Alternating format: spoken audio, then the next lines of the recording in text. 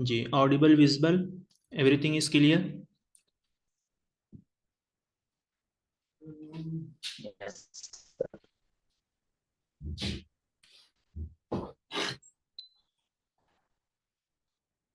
चलिए ठीक है। तो आज जो है फर्स्ट पेपर की पहली क्लास है। इस क्लास के अंदर जो है हम स्ट्रेटेजी समझेंगे, यानी आपको क्या पढ़ना है, किस तरीके से पढ़ना है, पढ़ने का क्या तरीका होना चाहिए। और सबसे बड़ा जो एक मिथ जो है हम लोगों के दिमाग में ये बैठ गया है, या फिर हम लोगों को ये बता दिया जाता है, ख़ास तौर पर जो अरबिक या उर्दू बैकग्राउंड के स्टूडेंट आते हैं, कि इसके लिए आपको इंग्लिश आना बहुत ज़रूरी है। देखिए, मैं ये नहीं कहता कि आपको इंग्लिश आना नहीं आना चाहिए, इंग्लिश आपको आना चाहिए, लेकिन जिस तरीके से एक हवा बना दी गई है, एक डर आपके माइंड में डाल दिया गया है कि बहुत अच्छी आपकी इंग्लिश होनी चाहिए तभी ये पेपर आप जो है क्रैक कर सकते हैं। ठीक है, तो कहीं ना कहीं इन चीज़ों पर भी हम फोकस करेंगे।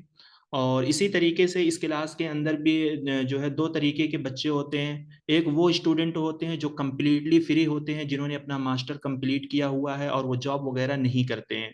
तो वो लोग किस तरीके से स्ट्रेटेजी फॉलो करें या किस तरीके से जो है अपनी स्टडी शुरू करें फर्स्ट पेपर के लिए। और दूसरे वो स्टूडेंट हैं जो जॉब वगैरह करते हैं, यानी फुल टाइम वो अपना टाइम नहीं निकाल सकते, पार्ट टाइम वो स्टडी करते हैं, तो उनके लिए भी जो है कुछ इंस्ट्रक्शन मैं देने की कोशिश करूंगा। अगर आपको बेहतर लगे तो आप लोग ज़रूर उसको फॉलो कीजिएगा। तो चलिए, लेट्स स्टार्ट दी सेशन।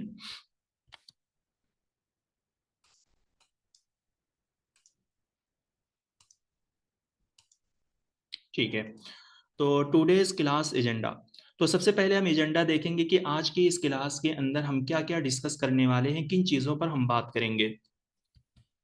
ठीक है, तो पहले हम देखेंगे introduction of syllabus from unit 1 to 10। ठीक है, जैसा कि आपको मालूम है कि आपका जो जनरल पेपर है, जिनको हम फर्स्ट पेपर के नाम से भी जानते हैं, तो वो क्या है, वो 10 यूनिट के अंदर डिवाइडेड है और हर यूनिट से जो है 5 क्वेश्चन आते हैं। ईच क्वेश्चन जो है 2 मार्क्स के होते हैं।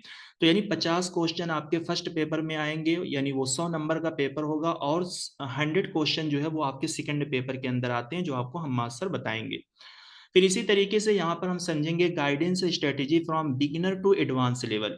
यानी शुरुआत से, अगर आप बहुत बिगिनर हो, आपने कभी भी जो है फर्स्ट पेपर को नहीं पढ़ा है, पहली टाइम जो है आप अपनी प्रिपरेशन को शुरू कर रहे हो, तो आप किस तरीके से जो है पढ़ना शुरू करोगे, इन चीज़ों पर हम बात करेंगे। फिर सबसे बड़ा मिथ जो मैंने आपको शुरू में ही बताया, how weak English student can still score high marks. ठीक है, यानी इन चीज़ों पर भी हम बात करेंगे कि कुछ स्टूडेंट हमारे पास ऐसे आते हैं, या फिर उनकी यही क्वेरीज या मैसेज रहते हैं कि सर हमारी इंग्लिश बहुत वीक है, हमें चीज़ें समझ में नहीं आ रही है, तो किस तरीके से हम फर्स्ट पेपर में अच्छा स्कोर कर सकते हैं। ठीक है, तो इन चीज़ों पर भी हम बात करेंगे। कहीं ना कहीं जो है ये अपने आप में एक बहुत ही इंपॉर्टेंट पॉइंट है। Two type of aspirant, busy student versus full time student. तो ये भी एक बहुत बड़ा टास्क है कि दो तरीके के स्टूडेंट होते हैं, जिन पर हमने शुरू में बात की कि इनको आप लोग कैसे मैनेज करोगे अगर आप इन कैटेगरी के अंदर फॉल करते हो। ठीक, फिर इसी तरीके से 5 में एक्स्ट्रा मटेरियल। ठीक है, यानी पेपर 1 की प्रिपरेशन करने के लिए आप कहाँ कहाँ से जो है सोर्स को कलेक्ट कर सकते हो। अगर आप इस चैनल के अलावा या फिर इस एकेडमी के अलावा कहीं से आप और पढ़ना चाहते हो, तो अकॉर्डिंग टू माय एक्सपीरियंस हम आपको जो है सजेस्ट करेंगे कि कहाँ कहाँ से आप जो है मटेरियल को ले सकते हैं। ठीक है, हम उन्हीं यूट्यूब चैनल के नाम बताएंगे जो हमारे अपने एक्सपीरियंस, अपनी समझ के हिसाब से वो आपके लिए सुटेबल हो सकते हैं। वही बुक्स के नाम हम आपको बताएंगे जो आपके लिए ज्यादा फायदेमंद होंगे, आसान तरीके से लिखे हुए होंगे। ठीक है, और पॉइंट 6 जो है, the exam oriented mindset needed to be clear for paper 1। ठीक है, तो इन पर भी फोकस किया जाएगा कि आपका एक माइंड जो है क्लियर होना चाहिए पेपर 1 के लिए, यानी किस तरीके से जो है आप पेपर 1 को जो है क्रैक कर सकते हो, तो इसके लिए आपका पॉइंट होना बहुत जरूरी है। फिर लास्ट में है डाउट क्लियरिंग सेशन, जो कि हफ्ते में रखा जाएगा। ठीक है, जैसे कि आपने इस कोर्स के अंदर इनरोल किया है, तो आपको बताया गया होगा कि यहाँ पर प्रॉपर वे में लाइव क्लासेस नहीं होगी, रिकॉर्डिंग वीडियोस जो है आपको दी जाएंगी, लेकिन हफ्ते में जो है वीकली 1 या 2 जो है क्लासेस ली जाएंगी, जिसके अंदर डाउट आप लोगों के क्लियर किए जाएंगे। फिर है आपका 8 point, how to make your own note. ठीक है। देखिए हर किसी का अपना पढ़ने का तरीका अलग होता है, पढ़ने की स्ट्रेटेजी अलग होती है, लिखने का तरीका अलग होता है। लेकिन मेरे माइंड में जो तरीका है, जो मेथड मैं फॉलो करता हूँ, वही मैं आपको बताऊंगा यहाँ पर। अगर वो आपको बेहतर लगे तो आप उसको जरूर फॉलो कीजिएगा। ठीक है।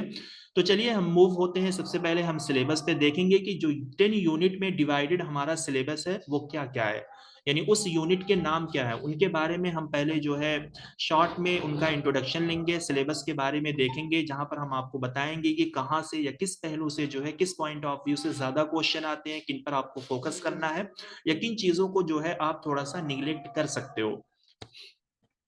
चलिए, इंट्रोडक्शन ऑफ सिलेबस। तो सबसे पहली यूनिट जो आपकी आती है वो है टीचिंग एप्टीट्यूड। ठीक है। देखिए एप्टीट्यूड एक ऐसा वर्ड है जिसका मतलब होता है सलाहियत, काबिलियत, एबिलिटी, यानी प्रोफेशनल तरीके की जो थिंकिंग होती है या प्रोफेशनल जो एबिलिटी होती है वो आपके अंदर आना चाहिए टीचिंग की फील्ड में। ठीक है। क्योंकि आप नेट क्लियर करोगे, आप पीएचडी पीएचडी जो है आप अपनी सबमिट करोगे या पीएचडी आप कर लोगे तो आपको एक डॉक्टर का जो है तमगा दे दिया जाएगा। तो इसका मतलब क्या है कि आप लेक्चरर बनोगे, आप प्रोफेसर बनोगे, आप असिस्टेंट प्रोफेसर बनोगे, जहां पर आपको टीच करना है। तो इसीलिए यूजीसी नेट जो है टीचिंग एप्टीट्यूड नाम की एक यूनिट रखा है, जिसके अंदर आपको चेक किया जाता है कि अगर आप एक टीचर बनोगे तो किस तरीके से आप अपने स्टूडेंट के साथ डील कर सकते हो। क्योंकि आज के इस मॉडर्न एरा में एक अच्छा टीचर वही शुमार किया जाएगा, वही माना जाएगा जो अपने बच्चों से बहुत ही पोलाइटली तरीके से डील कर सकता है, यानी टफ से टफ इश्यूज को जो है वो नॉर्मली जो है सॉर्ट आउट कर सकता है, उसका सॉल्यूशन जो है निकाल सकता है। ठीक है। क्योंकि आपको मालूम है कि जो टीचर खड़ूस टाइप के होते हैं या उनका बिहेवियर बहुत अच्छा नहीं होता बच्चों के साथ, तो बच्चे उनसे जो है इंटरेक्ट नहीं हो पाते, उनसे क्वेश्चन आंसर नहीं कर सकते। तो ये है टीचिंग एप्टीट्यूड, जहां पर आपको क्या पढ़ना है, टीचिंग। इसके अंदर आपको टीचिंग के कंसेप्ट पढ़ने हैं, टीचिंग के ऑब्जेक्टिव्स क्या होते हैं, लेवल ऑफ टीचिंग क्या है, कैरेक्टरिस्टिक एंड रिक्वायरमेंट। ठीक है। तो देखिए यहाँ पर अगर आप देखेंगे तो इसके अंदर आपको वो सारी चीजें पढ़ाएंगी जो सिलेबस के अकॉर्डिंगली यहाँ पर दी गई हैं। ठीक है। यानी ये सारी चीजें आपको पढ़ाई जाएंगी विद पीवाईक्यूज क्वेश्चन। अगर आप रिकॉर्डेड वीडियो देखोगे या आपने अगर शुरू किया होगा वीडियो को देखा होगा, तो आपको बताया गया होगा, पहले ऑब्जेक्टिव पढ़ाए गए होंगे, फिर उस ऑब्जेक्टिव से रिलेटेड जो क्वेश्चन आते हैं वो क्वेश्चन आपको कराए गए होंगे रिकॉर्डेड वीडियो में। फिर यहाँ पे हम देखेंगे level of teaching. Level of teaching क्या होता है, देखिए हर चीज का अपना एक लेवल होता है। ठीक है। जैसे आपके पढ़ाई का एक लेवल होता है, सबसे पहले आप 10+2 करते हो, फिर बैचलर, फिर मास्टर, फिर इसी तरीके से आप पीएचडी के लिए जो है अपेयर होते हो। तो टीचिंग करने के भी जो है 3 लेवल बनाए गए हैं जो आपको इस टीचिंग एप्टीट्यूड के कंसेप्ट में पढ़ना है। वैसे बहुत सारे लेवल हो सकते हैं जो हम लोगों के अपने से खुद के बनाए हुए होते हैं, लेकिन अगर आप एक किताबी शक्ल में, प्रोफेशनल शक्ल में आप देखेंगे तो लेवल के टीचिंग के जो है 3 लेवल होते हैं। मैं शॉर्ट में आपको बताऊंगा। जो पहला लेवल होता है इसको हम बोलते हैं मेमोरी लेवल। ठीक है। इसको हम मेमोरी लेवल क्यों बोलते हैं, जो हमारा सेकंड लेवल होता है इसको बोला जाता है अंडरस्टैंडिंग लेवल। और इसी तरीके से जो थर्ड लेवल होता है जिसको बोला जाता है रिफ्लेक्टिव लेवल ऑफ टीचिंग, इसको बोलते हैं रिफ्लेक्टिव लेवल ऑफ टीचिंग। इसको हम रिफ्लेक्टिव क्यों बोलते हैं, मेमोरी क्यों बोलते हैं, अंडरस्टैंडिंग क्यों बोलते हैं। देखिए मेमोरी लेवल जो है ये सबसे आपका लोवेस्ट लेवल होता है, सबसे छोटा लेवल होता है, जहां पर एलकेजी से लेकर जो है 5 क्लास तक के बच्चों को आप टीच करते हो। पहले आप क्या करोगे, छोटे बच्चों को टीच करोगे। ठीक है। यानी उनसे आपका अपना बिहेवियर जो है खूब बेहतर होना चाहिए, बेटर होना चाहिए। जब आप छोटे बच्चों को टीच कर लेते हो, आपकी टीचिंग स्टाइल जो है बहुत बेहतर हो जाती है, धीरे धीरे इंप्रूव होती है, फिर उसके बाद जो है आप अंडरस्टैंडिंग लेवल ऑफ टीचिंग के अंदर आ जाते हो। अंडरस्टैंडिंग के अंदर जो है जहां पर 10+2 लेवल या बैचलर लेवल के बच्चे होते हैं उनको आप टीच करते हो। तो यानी यहाँ पर जो बच्चे होंगे और जो टीचर होंगे दोनों समझदार होते हैं, स्टूडेंट भी समझदार होता है और टीचर तो होता ही होता है। यानी एक तरीके से टीचर और स्टूडेंट के दरमियान एक अंडरस्टैंडिंग डेवलप हो जाती है, एक समझ डेवलप हो जाती है। तो आप लोवेस्ट लेवल से जो है आप बीच वाले लेवल पे आ गए हो, तो आप अपनी टीचिंग को एक तरीके से क्या कर रहे हो, इंप्रूव कर रहे हो। छोटे लेवल से आप सेकंड पे आए, सेकंड पे आप थर्ड पे आओगे, जो सबसे हाईएस्ट लेवल ऑफ टीचिंग जो है कंसीडर किया गया है। रिफ्लेक्टिव लेवल सिंपल सी बात आप समझ लो कि जहां पर आप पीएचडी लेवल के बच्चों को पढ़ा रहे हो या उनको आप समझा रहे हो, गाइड कर रहे हो, तो it is the highest level of teaching, reflective level of teaching. तो इस तरीके की चीजें जो है आपको इसके अंदर पढ़नी पड़ेंगी। कैरेक्टरिस्टिक में आपको बताया जाएगा कि टीचिंग किस तरीके की होती है, टीचिंग कितने प्रकार की, कितनी किस्म की होती है, सबसे अच्छी टीचिंग क्या होती है, बुरी टीचिंग क्या होती है। तो हर तरीके की जो है खुसूसियात टीचिंग के अंदर आपको पढ़नी होंगी, गुड भी पढ़नी होंगी, बैड भी पढ़नी होंगी। ठीक। फिर यहाँ पे लर्नर्स कैरेक्टरिस्टिक, ठीक है। लर्नर जैसे अभी आप लोग पढ़ रहे हो, ठीक है, तो आपकी भी कुछ अपनी कैरेक्टरिस्टिक हैं, कुछ अपनी खुसूसियात हैं। कुछ स्टूडेंट अच्छे होते हैं, कुछ खराब होते हैं, ठीक है। तो इसमें है एक एडोलसेंस लर्नर होंगे, एक अडल्ट लर्नर होंगे। एडोलसेंस आपके जो होते हैं ये 11 से 18 साल के बीच वाले बच्चे होते हैं। अडल्ट जो होते हैं वो आपके 18 अबो बच्चे होते हैं, ठीक है। जैसे आप लोग अभी अडल्ट के अंदर आओगे, ठीक है। तो दोनों तरीके के लर्नर के अंदर कुछ कैरेक्टरिस्टिक पाई जाती है। यानी कुछ अपने टाइम के बहुत पंचुअल होते हैं, कुछ टीचर की सारी बातों को मानते हैं, कुछ बच्चे नहीं मानते, ठीक है। तो इस तरीके से आप इन चीजों को समझोगे, और ये सारी चीजें आपको पढ़ाई गई है आपके क्वेश्चन को देखते हुए। जिस तरीके का क्वेश्चन बनता है अडल्ट एंड एडोलसेंस के हिसाब से, उसी तरीके की थ्योरी आपको पढ़ाई गई है क्लास के अंदर। फिर इंडिविजुअल डिफरेंसेस, ये क्या है? ये काफी इंपॉर्टेंट होता है टीचिंग के अंदर, इंडिविजुअल डिफरेंसेस। देखिए एग्जांपल के तौर पे ये दो लर्नर है, ये है आपका लर्नर वन, ठीक है, और ये है आपका लर्नर टू। तो इसके अंदर जो है आप इंडिविजुअल डिफरेंसेस देख सकते हो। यानी ये दोनों बच्चे जो है इनफिरादी तौर पर अलग अलग आपस में डिफरेंस हैं, ठीक है। यानी इनके दरमियान जो है एक तरीके से मुताबकत नहीं पाई जाती। हो सकता है कि जो टू वाला ये बिल्कुल गोरा है और ये वाला जो है काला है। या हम कह सकते हैं कि जो पर्सन वन है इसकी इसको जो है मैथ बहुत अच्छी आती है, ठीक है, लेकिन पर्सन टू को जो है मैथ बिल्कुल नहीं आती। पर्सन टू को इंग्लिश स्पीकिंग बहुत अच्छी आती है, लेकिन पर्सन वन को इंग्लिश स्पीकिंग अच्छी नहीं आती। तो इस तरीके से आप डिफाइन करोगे जो है individual differences between the learner, ठीक है। तो ये चीज आपको पढ़ाई जाएंगी। ये तो मैंने आपको सिर्फ कहकर समझाया है, लेकिन जब आप क्वेश्चन देखोगे तब आपको और अच्छे से समझ में आएगा, क्योंकि क्वेश्चन में जो है आसान भी पूछा जाता है और हाई लेवल की चीजें भी पूछी जाती हैं इंडिविजुअल डिफरेंसेस के अंदर। जहां पर इनकम भी दे दिया जाएगा, एजुकेशनल क्वालिफिकेशन के हिसाब से क्वेश्चन पूछ लिया जाएगा, ठीक है, आपकी थिंकिंग के हिसाब से क्वेश्चन पूछ लिया जाएगा between the learner, between the student, ठीक। फिर इसके अंदर हम पढ़ेंगे फैक्टर्स अफेक्टिंग टीचिंग, ठीक। तो इसके अंदर हमें क्या पढ़ना है? फैक्टर मीन्स अवामिल, यानी वो अवामिल जो टीचिंग को मुतासिर करते हैं, यानी जिनकी वजह से हमारी टीचिंग सही भी होती है, खराब भी होती है। जैसे कुछ टीचर भी होते हैं, जैसे एज अ टीचर मैं आपको फर्स्ट पेपर जो है टीच कर रहा हूं, अगर मुझे फर्स्ट पेपर के बारे में कोई भी नॉलेज नहीं है, मुझे टीचिंग एप्टीट्यूड के बारे में कोई भी नॉलेज नहीं है, तो इससे आपकी टीचिंग अफेक्ट होगी, और अफेक्ट निगेटिव वे में होगी, यानी आपकी टीचिंग खराब हो जाएगी। क्योंकि टीचर के पास ही नॉलेज नहीं है तो टीचर आपको क्या पढ़ाएगा, ठीक है। तो ये टीचर रिलेटेड फैक्टर है। इसी तरीके से लर्नर रिलेटेड फैक्टर भी होते हैं। यानी कुछ लर्नर का एजुकेशनल बैकग्राउंड जो है बहुत अच्छा होता है, अगर आप कुछ भी बोलोगे तो वो आपकी बात को समझ लेंगे। क्यों? क्योंकि उन्होंने उनका जो पीछे का बैकग्राउंड है वो चीजों को उन्होंने अच्छे से पढ़ रखा है, समझ कर पढ़ रखा है। कुछ बच्चे जो है मास्टर में तो मूव हो जाते हैं, लेकिन उनका जो एजुकेशनल बैकग्राउंड है बैचलर लेवल का, वो सही नहीं है, जिसकी वजह से वो टीचर की बातों को नहीं समझ पाते हैं। टीचर कुछ भी बताएगा तो वो बच्चे टीचर की बातों को नहीं ले पाते हैं। तो इसकी वजह से भी टीचिंग कहीं ना कहीं इंटरेक्टिव नहीं होगी, यानी इंजॉयफुल नहीं होगी। फिर यहाँ पे सपोर्ट मटेरियल, जिसके अंदर आपकी किताबें आ सकती हैं, और आज के इस मॉडर्न एरा के अंदर जो है बहुत सारे जो है डिजिटल रिसोर्सेज आ सकते हैं, जो टीचिंग के अंदर जो है यूज किए जाते हैं, जो जिससे टीचिंग जो है अच्छी हो सकती है। इंस्ट्रक्शनल फैसिलिटीज है, लर्निंग इन्वायरमेंट एंड इंस्टीट्यूशन है। आप लोग देखते हो कि मतलब एक ऐसी यूनिवर्सिटी का आप लोग इंतखाब करते हो, ठीक है, एक ऐसे कॉलेज या इंस्टीट्यूशन या ऐसे इन्वायरमेंट को आप लोग चाहते हो जहां पर आपको सारी चीजें अवेलेबल हो, जहां पर इंफ्रास्ट्रक्चर बेहतर हो, लाइब्रेरी का इंतजाम हो, लैब का इंतजाम हो, ठीक है, वहां पर टाइम टू टाइम जो है यानी टीचर जो है बहुत ही पंचुअल हो, आकर लेक्चर देते हैं। तो वो सारी चीजें जो है मैटर करती है एक अच्छी टीचिंग के लिए। बहुत सारे ऐसे कॉलेजेस, ऐसी यूनिवर्सिटीज है जहां पर सारी चीजें बनी हुई होती है, लेकिन टीचर टाइम पर नहीं आते हैं, तो इससे टीचिंग अच्छी नहीं होगी। फिर यहाँ पर method of teaching in higher education, in higher learning institution, ठीक है। तो हायर लर्निंग इंस्टीट्यूशन में टीचिंग का तरीका क्या होना चाहिए? जैसे आज आप लोग पढ़ते हो, कोरोना पीरियड के बाद से आपने देखा होगा कि डिजिटल ऑनलाइन लर्निंग का कितना जो है एहतमाम किया गया है, ठीक है। प्रोजेक्टर का इंतजाम किया गया, डिफरेंट तरीके के जो है टूल्स को जो है इन्वेंट किया गया। गूगल मीट का ज़हूर हो गया, ठीक है, इसी तरीके से जूम है, बहुत सारे इस तरीके के प्लेटफॉर्म है जो पहले से भी थे लेकिन जिनको आप नहीं जानते थे, ठीक है। कोरोना कोविड-19 के बाद ये सारी चीजें जो है उभर कर सामने आ गई हैं। तो किस तरीके से जो है हायर लर्निंग इंस्टीट्यूशन में टीचिंग के तरीके को फॉलो किया जाए, तो उसके अंदर आपका teacher centre versus learner centre है, ऑफलाइन वर्सेस ऑनलाइन मेथड है, तो इनको भी पढ़ा जाएगा कायदे से।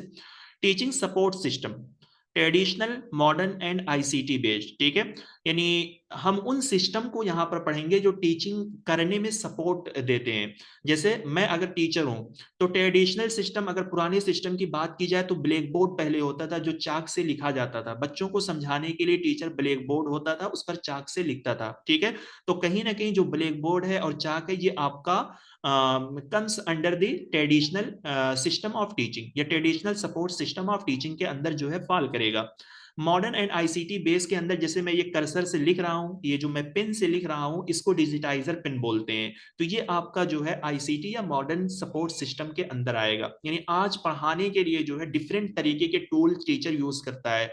टीचर कैमरा का इस्तेमाल करता है, टीचर जो है हेडफोन का इस्तेमाल करता है, डिजिटाइजर पेन का इस्तेमाल करता है, पीसी का इस्तेमाल करता है, लैपटॉप का इस्तेमाल करता है पढ़ाने के लिए आपको मॉडर्न सपोर्ट सिस्टम के लिए, यानी टीचिंग करने के लिए इन चीजों का सपोर्ट लेता है।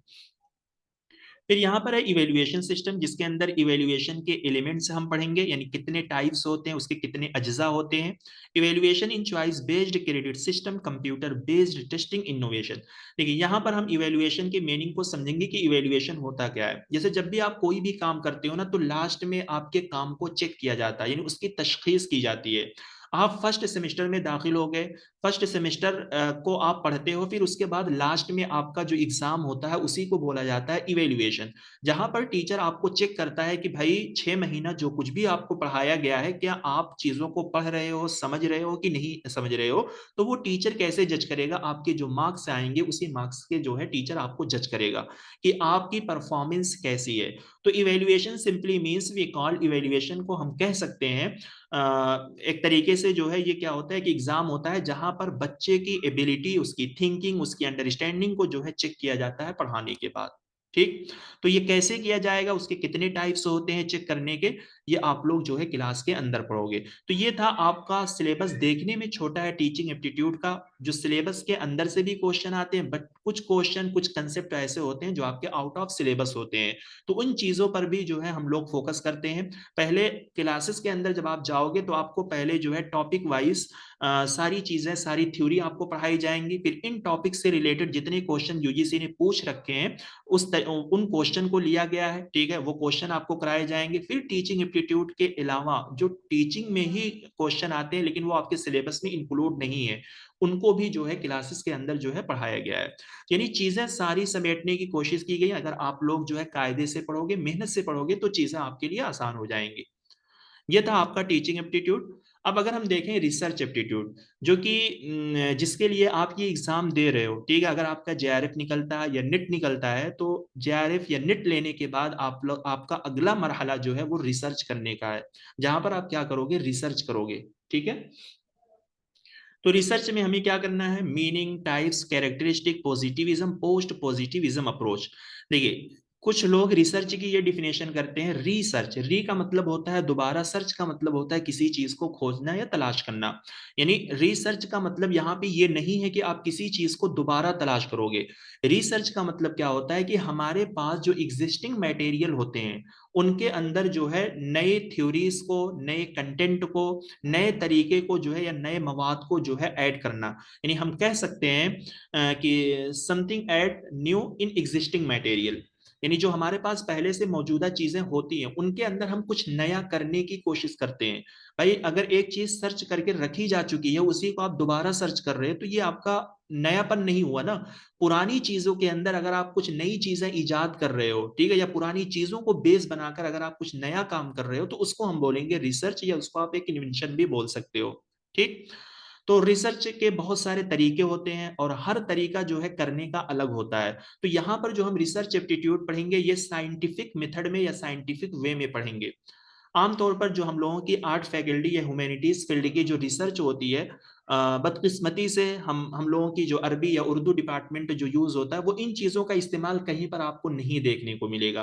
तो यहाँ पर जो रिसर्च एप्टीट्यूड आप पढ़ोगे वो साइंटिफिक वे में आप पढ़ोगे एग्जाम को क्लियर करने के लिए। हाँ, अगर आप जो है बीएससी एमएससी लेवल के स्टूडेंट हो या किसी भी और डिपार्ट के स्टूडेंट हो जहाँ पर आप लैब वगैरह का इस्तेमाल करोगे पीएचडी के अंदर, तो इन सारी रिसर्च का इस्तेमाल वहां पर बआसानी आप कर सकोगे। ठीक।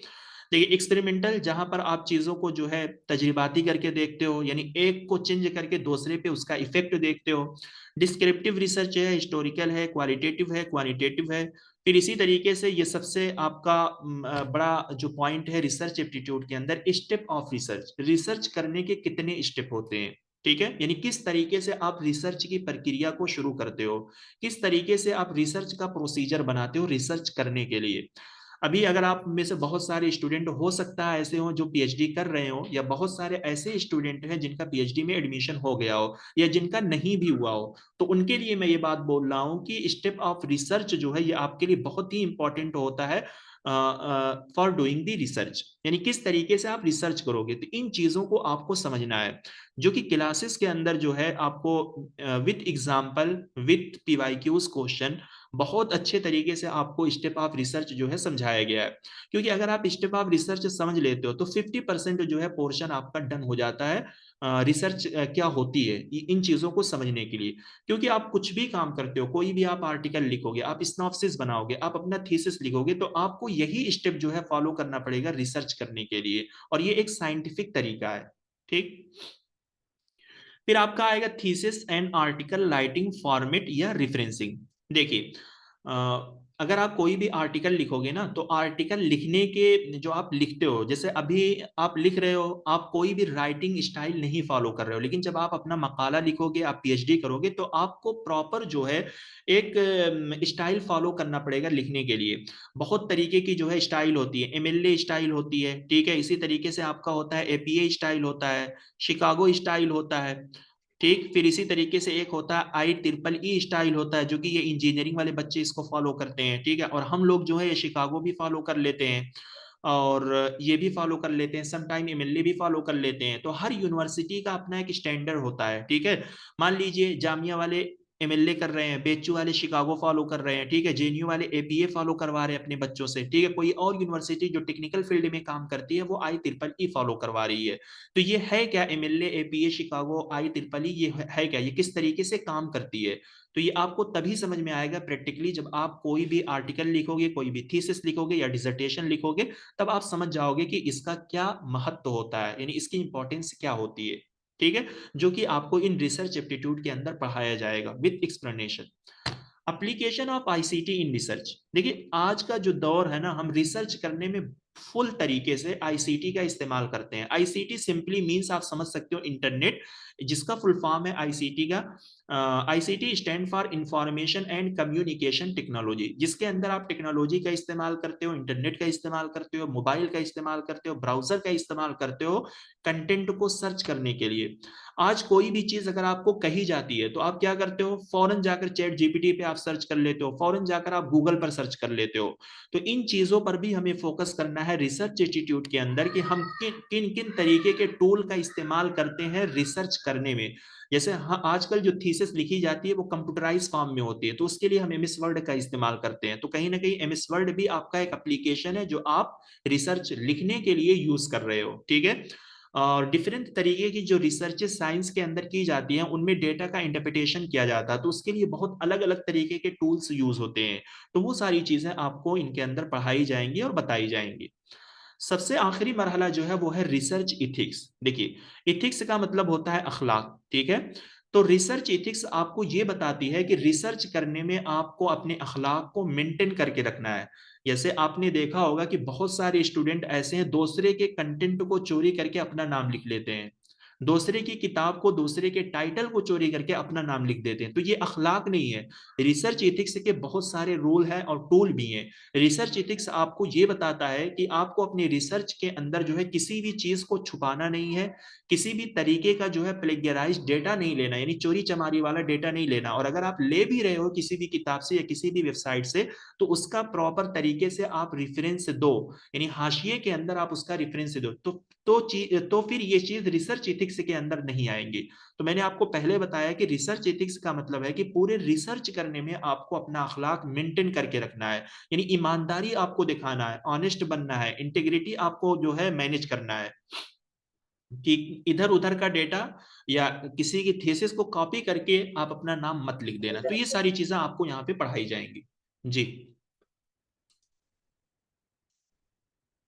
ठीक है, चलिए चीजें समझ में आ रही हैं आप लोगों को? जी सर। ठीक है। जी सर, समझ में आ अब रही। देखिए, वो जो दो यूनिट हमने आपको बताया, यूनिट 1 एंड यूनिट 2, जहां पर आपको थ्योरेटिकल चीजें पढ़नी होंगी, ठीक है, उनके क्वेश्चन भी आपको करने हैं रेगुलर बेसिस पे, वहां पर थ्योरी भी आपको पढ़ाई जाएगी जो कि आपको पढ़ना है। अब देखिए, यूनिट 3 एक ऐसी यूनिट है जिसके अंदर जो है आपको कोई भी थ्योरी नहीं पढ़ाई जाएगी, ठीक है, ये टोटली आपकी अंडरस्टैंडिंग पर बेस्ड है। कंप्रिहेंशन इसका मतलब होता है अंडरस्टैंडिंग, ठीक है, यानी चीजों को समझना। तो कंप्रीहेंशन में क्या होता है कि आपको एक पैसेज दे दिया जाएगा और उस पैसेज से जिससे रिलेटेड जो है 5 क्वेश्चन आपको दिए जाएंगे। तो जब ये आप पैसेज पढ़ोगे, ठीक है, मान लीजिए ये इतने लाइन का आपका पैसेज है, इंग्लिश में आपको पैसेज दिया जाएगा, तो इसी में से जो है 5 क्वेश्चन फ्रेम किए जाएंगे और इसी पैसेज को पढ़कर समझकर उन 5 क्वेश्चन को क्या करना है, आपको हल करना है। तो ये एक ऐसी यूनिट है जिससे आप जो है फुल पूरा 5 क्वेश्चन यानी 10 मार्क्स जो है आप इस यूनिट से बासानी ले सकते हो।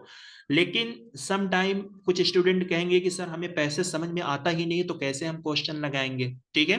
तो ये भी जो है एक अपने आप में बहुत बड़ा टास्क होता है उन बच्चों के लिए जो कहते हैं कि हमें इंग्लिश समझ में नहीं आती, हम कंप्रिहेंशन नहीं कर पाते हैं, ठीक है।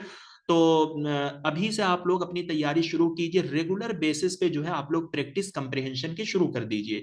देखिए, मैं ये नहीं कहता कि कंप्रिहेंशन को करने के लिए आपको 100% जो है इंग्लिश आनी चाहिए। देखिए, ये एग्जाम ऐसा है जो आपसे आपका ग्रामर टेस्ट नहीं करता, ठीक है, जो आपसे आपको passive wise active wise test नहीं करता, ये ओनली एंड ओनली आपकी स्किल एंड अंडरस्टैंडिंग को टेस्ट करता है। तो ये स्किल और अंडरस्टैंडिंग आपके अंदर कब डेवलप होगी, जब ज्यादा से ज्यादा जो है आपने जिन चीजों को पढ़ा है उसको आप रिवाइज करोगे और ज्यादा से ज्यादा आप प्रीवियस ईयर क्वेश्चन को लगाओगे जो ऑलरेडी आपके एग्जाम के अंदर आ चुके हैं। तो ज्यादा क्वेश्चन लगाने से एक तो आपके अंदर ये चीजें डेवलप होगी कि हमारा एग्जाम जो है हमसे किस तरीके का क्वेश्चन पूछता है, ठीक है, ये चीजें आपके समझ में आएंगी। तो फिर उसी तरीके से आप मेहनत करने की कोशिश करोगे, उसी तरीके से आप चीजों को समझने की कोशिश करोगे और रोज आप एक एक कंप्रिहेंशन लगाओ। अगरचे आपका कोई भी क्वेश्चन नहीं बनता है, कोई बात नहीं, ठीक है, कंसिस्टेंसी जो है आपको रखनी है। कंसिस्टेंसी मींस यानी लगातार जो है आपको ये काम करते रहना है till the exam. Consistency is the key of success for any work, यानी अगर आप रेगुलर बेसिस पे अपना काम कर रहे हो, ठीक है, यानी ऐसा नहीं है कि आज आपने किया फिर 2 हफ्ते बाद आपने कर लिया फिर 3 हफ्ते बाद आपने कर लिया, तो इससे क्या है कि आपकी जो एक रेगुलरिटी है, जो एक कंसिस्टेंसी है, वो बीच में टूट जाती है, वो दरार आ जाता है। तो ये दरार आपको टूटने नहीं देना है, ठीक है। तो इस चीज को आप फॉलो करते हुए चलेंगे तो इससे भी आप आसानी के साथ पूरा 10 मार्क्स ले सकते हैं। और यही यूनिट ऐसी होती है जो आपको जेआरएफ के लिए तैयार करती है, क्योंकि इसमें कोई थ्योरी वाली चीजें नहीं होती। तो आपको मतलब समेटने वाली बात यहाँ पे नहीं है कि मुझे ये वाली यूनिट पढ़नी है, ये वाली पढ़नी है, ये वाली पढ़नी है, बस ये प्रैक्टिस बेस्ड है। तो इस पे जितनी ज्यादा आप प्रैक्टिस करोगे उतनी ही ज्यादा आपको कमांड हासिल होगी। बाकी वो क्लास के अंदर आपको बताया गया है कि कंप्रिहेंशन के क्वेश्चन किस तरीके से सॉल्व किए जाते हैं, उसकी भी अपनी एक टेक्निक होती है, ठीक है, एक तरीका होता है। तो उनको फॉलो करके जब आप क्वेश्चन करने की कोशिश करोगे तो और अच्छे से आपका कंप्रिहेंशन आपसे बनेगा, ठीक। चलिए, अब है यूनिट 4 कम्युनिकेशन। देखिए, कम्युनिकेशन का मतलब होता है मवासिलात, जिसको हिंदी में हम बोलते हैं संचार यानी बातचीत। सिंपली हम कह सकते हैं कि बातचीत, जैसे मैं आपसे जो है बात कर रहा हूं तो ये भी क्या है, एक तरीके का कम्युनिकेशन है। और कम्युनिकेशन जो है आज के इस दौर में बहुत ही जरूरी है हर स्टूडेंट के लिए। खास तौर पे हम मास्टर लेवल के स्टूडेंट हैं, कुछ दिन में हमारी पीएचडी भी सबमिट हो जाएगी तो लोग हमें डॉक्टर के नाम से जानेंगे। तो हमारे अंदर जो है वो तरीका डेवलप होना चाहिए बात करने का, कि हम सामने वाले से किस तरीके से बात करें।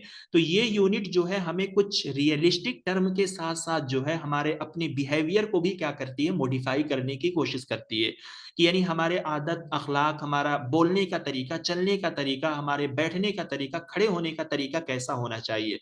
तो इसके अंदर जो है इन चीजों पर भी फोकस किया गया है, ठीक है। जो कि कहीं ना कहीं आप लोग भी अपनी जिंदगी में अगर किसी भी इंसान को सामने देखते हैं तो आप समझ जाते हो कि ये बंदा टेंशन में लग रहा है, ये बंदा बहुत खुश लग रहा है, इसकी बातों से लगता है कि ये आज बहुत ही मगन है। क्यों आपको लगता है? यही तो है कम्युनिकेशन, जहां पर आप वर्बल एंड नॉन वर्बल दो तरीके का कम्युनिकेशन इसके अंदर यूज किया जाता है। एक है वर्बल, जो जुबान, जैसे मैं अभी अपनी जुबान से लफ्ज को अदा कर रहा हूं, आप मेरी बातों को सुन पा रहे हो, तो it is a verbal of communication. Non verbal communication वो होता है जहां पर हम अपनी जुबान से वर्ड नहीं निकालते हैं, बल्कि इशारतन किनायतन जो है हम बात करते हैं। जैसे आप मुझसे कुछ पूछ रहे हो, मैंने सिर्फ सर हिला दिया तो आप समझ गए कि हाँ सर ने जो है हाँ का जो है सर हिलाया है, ठीक है। या मैंने सिर्फ हाथ से इशारा कर दिया, तो ये है नॉन वर्बल कम्युनिकेशन। तो इसके अंदर जो है बहुत तरीके की चीजें आपको पढ़नी पड़ेंगी। बज़ाहिर यूनिट जो है देखने में छोटी लगती है, लेकिन इसके अंदर काफी इंटरेस्टिंग क्वेश्चन आते हैं, काफी अच्छे क्वेश्चन आते हैं, कंसेप्चुअल क्वेश्चन आते हैं, और इस यूनिट को पढ़ने में भी मजा आता है, ठीक है। तो यहाँ पर हम कम्युनिकेशन की जो डिफरेंट टाइप्स होती हैं उनको पढ़ेंगे कि किन किन तरीके का कम्युनिकेशन होता है। जैसे जब दो लोगों के दरमियान कम्युनिकेशन होता है तो उसको उसको जो है इंटरेक्शन कम्युनिकेशन बोलते हैं। जब वन लोगों के दरमियान होता है तो उसको हम इंट्रा कम्युनिकेशन बोलते हैं, ठीक है। जब ग्रुप के दरमियान कम्युनिकेशन होता है तो उसको ग्रुप कम्युनिकेशन बोलते हैं, ठीक है। तो यानी डिफरेंट तरीके का कम्युनिकेशन होता है, तो उन कम्युनिकेशन के भी अलग अलग नाम असाइन किए गए हैं, ठीक है। तो उसको आपको पढ़ना है आपके एग्जाम के पॉइंट ऑफ व्यू से। फिर verbal, non verbal, inter cultural, group communication. देखिए इंटर कल्चरल ये बहुत ही अच्छी टाइप से है, और इससे अच्छे अच्छे क्वेश्चन भी फ्रेम होते हैं। इंटरकल्चरल ये वो कम्युनिकेशन होता है जब एक कल्चर के लोग दूसरे कल्चर में बात करते हैं। जैसे मैं यूपी से बिलोंग करता हूँ, ठीक है, यूपी का कल्चर हो सकता है अलग है, और कश्मीर के लोगों से मैं बात कर रहा हूँ तो कश्मीर के लोगों का ट्रेडिशन, उनका कल्चर भी अलग होता है। मैं जो है बंगाल के लोगों से बात कर रहा हूँ, आसाम के लोगों से बात कर रहा हूँ, बिहार के लोगों से बात कर रहा हूँ। तो ये क्या है, यानी एक कल्चर का बंदा दूसरे कल्चर से बात कर रहा है, तो इसको हम बोलेंगे इंटर कल्चरल कम्युनिकेशन। तो इंटरकल्चरल कम्युनिकेशन में इस तरीके से क्वेश्चन बनेगा कि अगर एक कल्चर का बंदा दूसरे कल्चर से बात करेगा तो उससे किस किस तरीके के जो है बेनिफिट्स या फायदे वाली चीजें निकल सकती है। तो वहां पे ऑप्शन रहेगा, उस ऑप्शन को आपको चूज करना है। जैसे मैं कुछ एग्जांपल आपको दे दूं समझाते हुए कि जैसे अगर देखिए मैं बिहार के लोगों से बात कर रहा हूं, और ठीक है, तो मैं यूपी का हूं और मेरे साथ कोई एक बिहार का है, तो सबसे पहले जो है हम उनकी लैंग्वेज को आपस में समझने की कोशिश करेंगे, ठीक है। बिहार के ट्रेडिशन के बारे में जानने की कोशिश करेंगे, यानी वो बिहार का लड़का जो है मुझे ये बताएगा कि हमारे यहाँ ये डिश खाई जाती है, इस तरीके के पोशाक पहने जाते हैं, हमारे यहाँ इस तरीके के त्योहार पे ये चीजें बनती हैं, है ना। या इस तरीके से जो है लोग चीजों को सेलिब्रेट करते हैं। मैं अपने यहाँ का बताऊंगा कि हमारी यूपी में लोग इस तरीके से जो है काम करते हैं, पहनते हैं, खाते हैं, पीते हैं, जीते हैं। तो ये क्या है, यानी हमने अपनी चीजों को वहां पर शेयर किया, उसने अपनी चीजों को हमसे शेयर किया। तो एक तरीके से मतलब दोनों कल्चर के दरमियान एक तरीके से क्या हो जाता है, आइडियाज का जो है तबादला होता है, एक्सचेंज होता है, ठीक है। यानी हमें वहां की नॉलेज मिल गई और उसको हमारे यहाँ की नॉलेज मिल गई, तो बहुत अच्छे इससे क्वेश्चन आते हैं। क्लासरूम कम्युनिकेशन, ठीक है, ये जो हमारा कम्युनिकेशन हो रहा है इसको हम ग्रुप कम्युनिकेशन भी बोलते हैं सम टाइम, और क्लासरूम कम्युनिकेशन के अपने कुछ उसूल होते हैं, कुछ पॉइंट होते हैं जो आप क्लासरूम के अंदर पढ़ोगे। बैरियर टू इफेक्टिव कम्युनिकेशन, देखिए एक अच्छा कम्युनिकेशन करने के लिए मतलब अच्छे कम्युनिकेशन को करने के लिए जो कुछ रुकावटें आती हैं, बैरियर मीन्स रुकावट, ठीक है, बाधाएं जिसको हम बोलते हैं। जैसे अभी जो है कम्युनिकेशन हमारा इफेक्टिव हो रहा है, मैंने आपसे पूछा कि आप मेरी बातों को समझ पा रहे हो, are you getting my point, आपने बोला यस। तो ये क्या है, एक इफेक्टिव कम्युनिकेशन है जहां पर सेंडर एंड रिसीवर के दरमियान जो है चीजें आपस में अंडरस्टैंड हो रही है। बट अगर बीच से मेरा नेटवर्क गायब हो जाए तो इसी को हम बोलेंगे बैरियर, क्योंकि नेटवर्क ही ने जो है यहाँ पर बैरियर का काम किया है, जो कि हमारे और आपके दरमियान कम्युनिकेशन करने में रुकावटें पैदा कर रहा है, ठीक है। तो ये सिर्फ मैंने सिंपली जो है इंटरनेट की एग्जांपल दी, इसके अलावा बहुत सारे बैरियर जो है आपके इन्वायरमेंट में पाए जाते हैं जो अच्छे कम्युनिकेशन में रुकावटें डालते हैं, ठीक है। तो वो भी आप क्लासरूम में पढ़ोगे।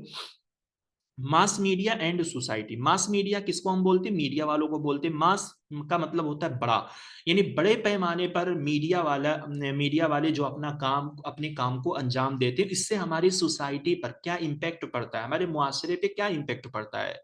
मीडिया वाले जो है सेंसेशनलाइजेशन न्यूज का ज्यादा इस्तेमाल करते हैं, जिसका मतलब होता है चटपटी न्यूज, सनसनी खेज खबर जो होती है ना। आपने देखा होगा कि सलमान खान ने कैटरीना से शादी कर लिया, या यहाँ पर वार हो गई, ठीक है, हमारे प्राइम मिनिस्टर ने ये कर दिया, वहां के प्राइम मिनिस्टर ने ये कर दिया, जो कुछ इस तरीके की जो है चटपटी न्यूज आती है ना, या फिर कुछ मुख्तलिफ तरीके की न्यूज आप लोग देखते हो आए दिन जो है क्या क्या होता है, तो इससे हमारे मुआशरे पर या हमारे ऊपर क्या असर पड़ता है, तो इन चीजों का भी जो है कम्युनिकेशन के अंदर इंतजाम किया गया है, जहां पर जो है आप क्या करोगे, मास मीडिया के अपने कुछ मॉडल्स होते हैं जिनको कम्युनिकेशन का मॉडल भी कहा जाता है, तो वो मॉडल के थ्रू आपको बताया जाएगा कि मास मीडिया अपना असर जो है अवाम पर यानी सोसाइटी पर, मुआशरे पर कैसे इन्फ्लुएंस करती है। तो ये सारी चीजें आप पढ़ोगे। यूनिट देखने के में छोटी है, लेकिन ये काफी इंटरेस्टिंग यूनिट है, काफी अंडरस्टैंडेबल है, ठीक है, आप बआसानी चीजों को समझ जाओगे, और इसकी जो थ्योरी वगैरह होती है बहुत बेहतर तरीके से आपको डिफाइन की गई है क्लासरूम के अंदर। चलिए, अब ये है मैथमेटिकल रीजनिंग। देखिए, मैथमेटिकल रीजनिंग मैं नहीं पढ़ाता, मेरा मैथ जो है थोड़ा सा वीक है, यानी मैं इसमें बहुत ज्यादा कॉन्फिडेंस नहीं हो पाता हूँ। ये आपको आमरीन मैम की वीडियो आपको मिलेगी, हम्माद सर जो है इसके अंदर आपको गाइड करेंगे, लेकिन मैं अपने पॉइंट ऑफ व्यू से आपको बताऊंगा कि इसके अंदर कुछ चीजें ऐसी हैं जो बहुत ही आसान है, यानी अगर आपने जो है बिल्कुल भी मैथ नहीं पढ़ा है, ठीक है, लेकिन अगर आप इन चीजों पर फोकस करोगे, कोशिश करोगे मैथमेटिकल रीजनिंग के अंदर, तो आप आसानी से अगर इन यूनिट से क्वेश्चन आ गया तो आप बना सकते हो। एक है number series, letter series, course and relationship, ठीक है। देखिए, ये चीजें भी आसान है, जिनको जो है आसानी से एवरेज निकालना, परसेंटेज निकालना जो है आ जाता है, तो वो लोग इन क्वेश्चन को भी बना लेते हैं। लेकिन मेरा जो है सिर्फ फोकस इसी पर था, तो इसलिए मैं आपको बता रहा हूं कि अगर आप इन पर फोकस कर लोगे, यानी जरा सा अटेंशन आप डाल दोगे रिलेशनशिप वाले क्वेश्चन पर, कोर्स वाले क्वेश्चन पर, लेटर सीरीज वाले एंड नंबर सीरीज वाले क्वेश्चन पर, और अगर इनसे जो है क्वेश्चन आ जाते हैं, तो आपको जो है ये 2 मार्क्स आपको देकर ही जाएगा। 2 मार्क्स का मतलब यानी हर यूनिट से 5 क्वेश्चन आते हैं, अगर 5 क्वेश्चन में से 2 क्वेश्चन इस यूनिट से है, इस पर्टिकुलर यूनिट से आ गए, ठीक है, तो आपको जो है 4 नंबर तो मिलकर ही जाएंगे। देखिए, रिलेशनशिप में इस तरीके का क्वेश्चन आता है, मैटरनल या पैटर्नल। मैटरनल यानी जो आपके माँ के रिश्तेदार होते हैं, जैसे आपके मामू वगैरह जो है, आपके मामा वगैरह जो है, ये आपके मैटरनल रिश्तेदार होंगे, ठीक है। तो मैटरनल का सारा रिश्ता जो है उसको इंग्लिश में क्या कहा जाता है वो आपको देखना होगा। पैटर्नल जो आपके फादर के रिश्तेदार होते हैं, जैसे आपकी फूफी होगी, आपके फूफा हो गए, ठीक है, तो उनको इंग्लिश के टर्म में क्या कहा जाता है, जैसे वर्ड यूज किया जाएगा, maternal uncle, paternal uncle, paternal aunty, maternal aunt, इस तरीके के वर्ड जो है आपके क्वेश्चन में यूज किए जाते हैं। तो सबसे पहले आपको ये रिलेशनशिप क्लियर होना चाहिए कि इनको क्या कहा जाता है इंग्लिश की इस्तिलाह में, तो उस हिसाब से जो है आप रिलेशनशिप का क्वेश्चन बना सकते हो, और ये आसान है, बस थोड़ा सा अटेंशन आपको देने की जरूरत है, अगर आप मेहनत करोगे तो आप बना लोगे। बाकी लेटर सीरीज है और नंबर सीरीज है, ठीक है। नंबर सीरीज भी जो है इसके अंदर 2 तरीके के कंसेप्ट यूज होते हैं, ठीक है। तो अगर आप जब भी आप क्वेश्चन देखोगे नंबर सीरीज के या लेटर सीरीज के, ठीक है, आसान होते हैं, और आप वीडियो देखोगे, क्वेश्चन को देखोगे, और आप इन पर जो है अपनी कमांड हासिल करने की कोशिश करोगे, तो आसानी के साथ ये वाला पोर्शन आप बना सकते हो, ठीक है। मैं जेन्युइनली आप लोगों को बता रहा हूं कि अगर ये इतना पोर्शन आपसे नहीं बनता है, लेकिन इतने पोर्शन में आप जरूर कोशिश कीजिए कि अगर 3 क्वेश्चन आपके सही नहीं होंगे, तो 2 क्वेश्चन तो जरूर अगर आएगा इससे, तो आपको 4 नंबर देकर ही जाएगा, ठीक। बाकी है लॉजिकल रीजनिंग, ठीक है। देखिए, लॉजिकल रीजनिंग का मतलब क्या होता है कि जिसके अंदर हम हर चीज के अंदर एक तर्क लगाते हैं, एक लॉजिक लगाते हैं, या हम बोल सकते हैं एक जुगाड़ लगाते हैं, लेकिन वो जुगाड़ यहाँ पर कुछ चिपकाना या बनाने वाला नहीं है, वो यहाँ पर कंसेप्ट के एतबार से हमें जो है चीजों को लॉजिक के तौर पर जज करना है और उसका सही आंसर निकालना है। जैसे हमारे पास जो स्टेटमेंट यहाँ पर दिए जाते हैं, 3 तरीके के स्टेटमेंट होते हैं, ठीक है। तो एक होता है जिसको हम बोलते हैं प्रीमाइज 1, दूसरा होता है जिसको हम बोलते हैं प्रीमाइज 2,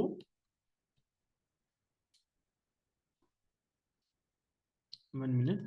तो ये है प्रीमाइज 1, प्रीमाइज 2 एंड कंक्लूजन। तो ये जो क्वेश्चन हमें हमारे पास दिया जाएगा, या फिर हमारे स्क्रीन पर जो क्वेश्चन शो होगा ना, उस क्वेश्चन में हमें लॉजिक निकाल कर जो है उसका सही आंसर हमें निकालना होता है। तो इसके अंदर जो है जिसको बोला जाता है आर्गुमेंट फॉर्म्स हैं, स्ट्रक्चर ऑफ कैटेगोरिकल प्रोपोजिशन। देखिए, कैटेगोरिकल प्रोपोजिशन जो ये बहुत ही आसान होता है, बस इसमें प्रैक्टिस की जरूरत है।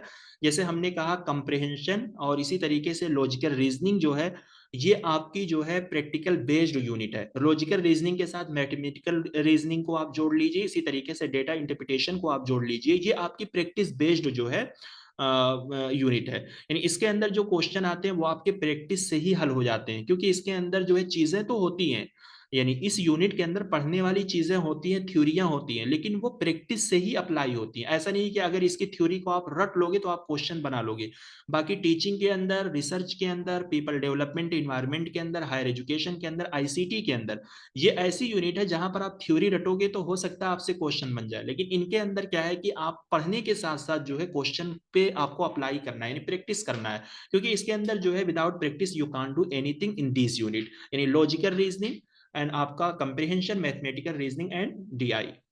तो यहाँ पर मोड एंड फिगर क्या है, ये भी बहुत आसान है भाई, बस सिर्फ प्रैक्टिस आप करोगे, क्वेश्चन देखोगे तो आपसे बन जाएगा। लेकिन जब आप लॉजिकल रीजनिंग की पूरी क्लासेस देख लोगे, पढ़ लोगे, तब आपको ये सारी की सारी चीजें समझ में आएंगी। क्योंकि ये ऐसी चीज है ना कि आपस में एक दूसरे से लिंक है, जैसे categorical proposition, mood and figure, formal and informal fallacy, uses of language, connotation, denotation, classical square of opposition, ये सारी चीजें आपस में लिंक हैं। यानी हो सकता है कि अगर आप कैटेगोरिकल प्रोपोजिशन को समझ गए हो, ठीक है, और मूड और फिगर को आप नहीं पढ़ना चाहते हो, तब अगर मूड एंड फिगर से क्वेश्चन आएगा तो आप नहीं बना पाओगे। क्यों? क्योंकि मूड एंड फिगर जो है वो कैटेगोरिकल प्रोपोजिशन से लिंक है। यानी पहला स्टेप कैटेगोरिकल प्रोपोजिशन समझो, फिर मूड फिगर समझो, फिर स्क्वायर ऑफ अपोजिशन समझो, फिर फॉर्मल इनफॉर्मल फेलेसी होती क्या है, इन चीजों को समझो, ठीक है। तो ये यूनिट जो है आपस में लिंक है। Understanding the structure of argument जो है, ये पूरी आपस में लिंक है, और ये काफी आसान भी है, पढ़ने में बहुत मजा आता है इसमें, ठीक है। क्योंकि इसके अंदर जो है ऐसे ऐसे टर्म यूज होते हैं, ऐसे ऐसे क्वेश्चन आते हैं। जब आपको प्रैक्टिस करना आ जाएगा, क्वेश्चन करना आ जाएगा, तो automatically you can do anything in this unit. फिर इसी तरीके से यहाँ पर हम पढ़ेंगे डिडक्टिव एंड इंडक्टिव रीजनिंग को पढ़ा जाएगा। एनालॉजी जिसको क्या बोला जाता है, कंपैरिजन बोला जाता है, या हम बोल सकते हैं मुशब्बा, मुशब्बा बिही जिसको अरबी के अंदर हम बोलते हैं, जहां पर दो चीजों के दरमियान कंपैरिजन होता है, यहाँ पर भी। फिर एक आता है वेन डायग्राम। वेन डायग्राम का मतलब क्या होता है कि जहां पर चीजों को डायग्राम की शक्ल में हम जज करके उसका आंसर निकालते हैं। जैसे मान लीजिए यहाँ पर जो है ये है हमारा गोला, इस तरीके से है,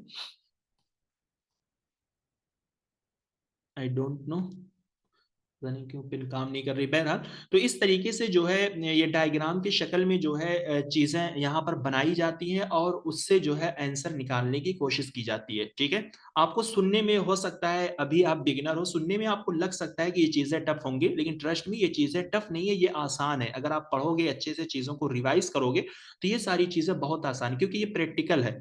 आपने पढ़ लिया थ्योरी, आपको आपने समझ लिया, तो जितना ज्यादा आप क्वेश्चन करोगे इन यूनिट पर, उतनी ही ज्यादा आपकी इन यूनिटों पर आपकी कमांड होगी। फिर आपका आता है लॉजिकल रीजनिंग के अंदर, जो यहाँ पर थोड़ा बहुत रटने वाली चीजें होती है, रटना विथ प्रैक्टिस, हम बोल सकते हैं रिकॉल विथ प्रैक्टिस। तो यहाँ पे है प्रमाण, इंडियन लॉजिक जिसको कहा जाता है, मींस ऑफ नॉलेज, ठीक है। जैसे अभी जो है हालिया अभी मुनाजरा हुआ था मुफ्ती शमाइल एंड जावेद अख्तर के दरमियान। मुफ्ती शमाइल ने जो logical argument of contingency, infinite regress वगैरह का कंसेप्ट जो उन्होंने बयान किया था, कहीं ना कहीं जो है मिलजुल कर आप इस लॉजिकल रीजनिंग के अंदर पढ़ोगे, समझोगे। यानी ऐसे बहुत सारे क्वेश्चन आपको मिलेंगे जो खुदा के वजूद पर बात करेगा, खुदा के वजूद पर बात नहीं करेगा। Indian logic means of knowledge, यानी यहाँ पर बताया गया है कि नॉलेज को हासिल करने के कितने तरीके हैं, वो इंडियन लॉजिक के हिसाब से बताया गया, हमारी अपनी लॉजिक के हिसाब से नहीं। जो हमारे सिलेबस में इंडियन लॉजिक नाम का चैप्टर धरा गया है, उसमें नॉलेज के हासिल करने के क्या तरीके बताए गए हैं। एक है प्रत्यक्ष, जिसको अनदर वर्ड में परसेप्शन कहा जाता है। एक है अनुमान, जिसको इन्फ्रेंस कहा जाता है। एक है उपमान, जिसको कंपैरिजन कहा जाता है। एक है शब्दा, जिसको वर्बल टेस्टमनी कहा जाता है। अर्थपत्ति, जिसको इम्प्लीकेशन। अनुपलब्धि, जिसको हम नॉन अप्रीहेंशन बोलते हैं। तो ये जो 5 या 6 तरीका है नॉलेज को हासिल करने का इंडियन लॉजिक के अंदर, हम किन किन तरीकों से नॉलेज को हासिल करेंगे। तो इसके अंदर बहुत सारे ऐसे फिलोसफर इंडियन स्कूल के अंदर आते हैं जो डायरेक्टली गॉड को मानते हैं, और जो इनडायरेक्ट तरीके से गॉड को डिनाई करते हैं। यानी दोनों तरीके के लोग आपको मिलेंगे, और यहीं पर जो है आपको लॉजिक आर्गुमेंट ऑफ कंटीजेंसी भी समझ में आ सकती है, इन्फिनिट ऑफ रिग्रेस भी समझ में आ सकता है, जो वहां पर मुनाजरे में ये चीजें समझ में आई थी। तो ये कैसे आप समझोगे, पहले आप इन 5 या 6 तरीके को आपको पढ़ना है कि इनकी कितनी टाइप्स होती हैं, यानी इनमें जो नॉलेज हमें मिलती है वो किस तरीके से मिलती है।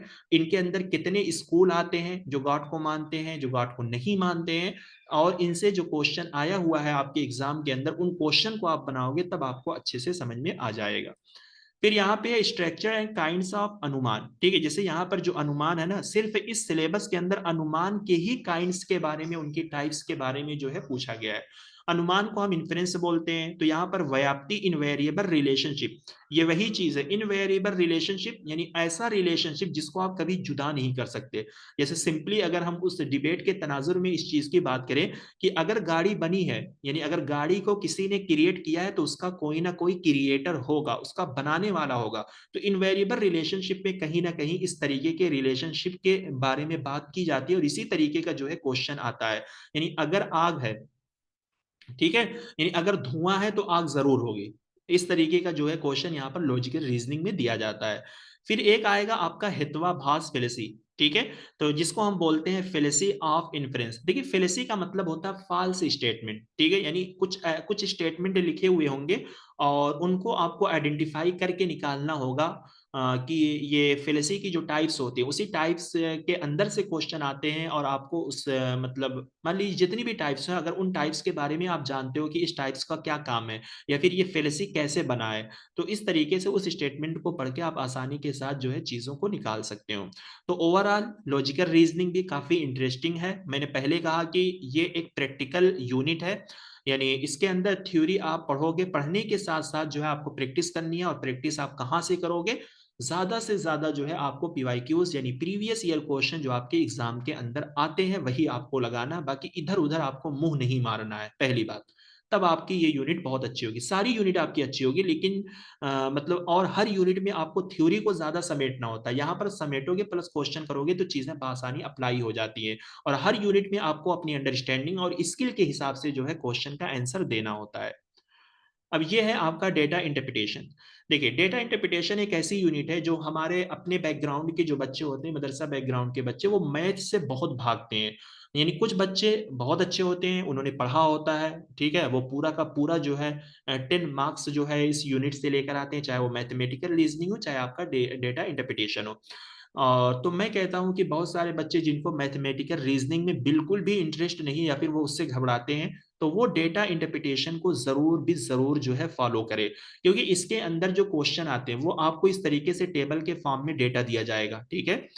डेटा यहाँ पर क्या होता है, नंबरिंग लिखी हुई होती है, ठीक है। मान लीजिए 124 यहाँ पे है, 125 यहाँ पे है, 126 है, ठीक है, 229 है, कुछ भी इस तरीके के number in data in table के अंदर लिखे हुए होते हैं।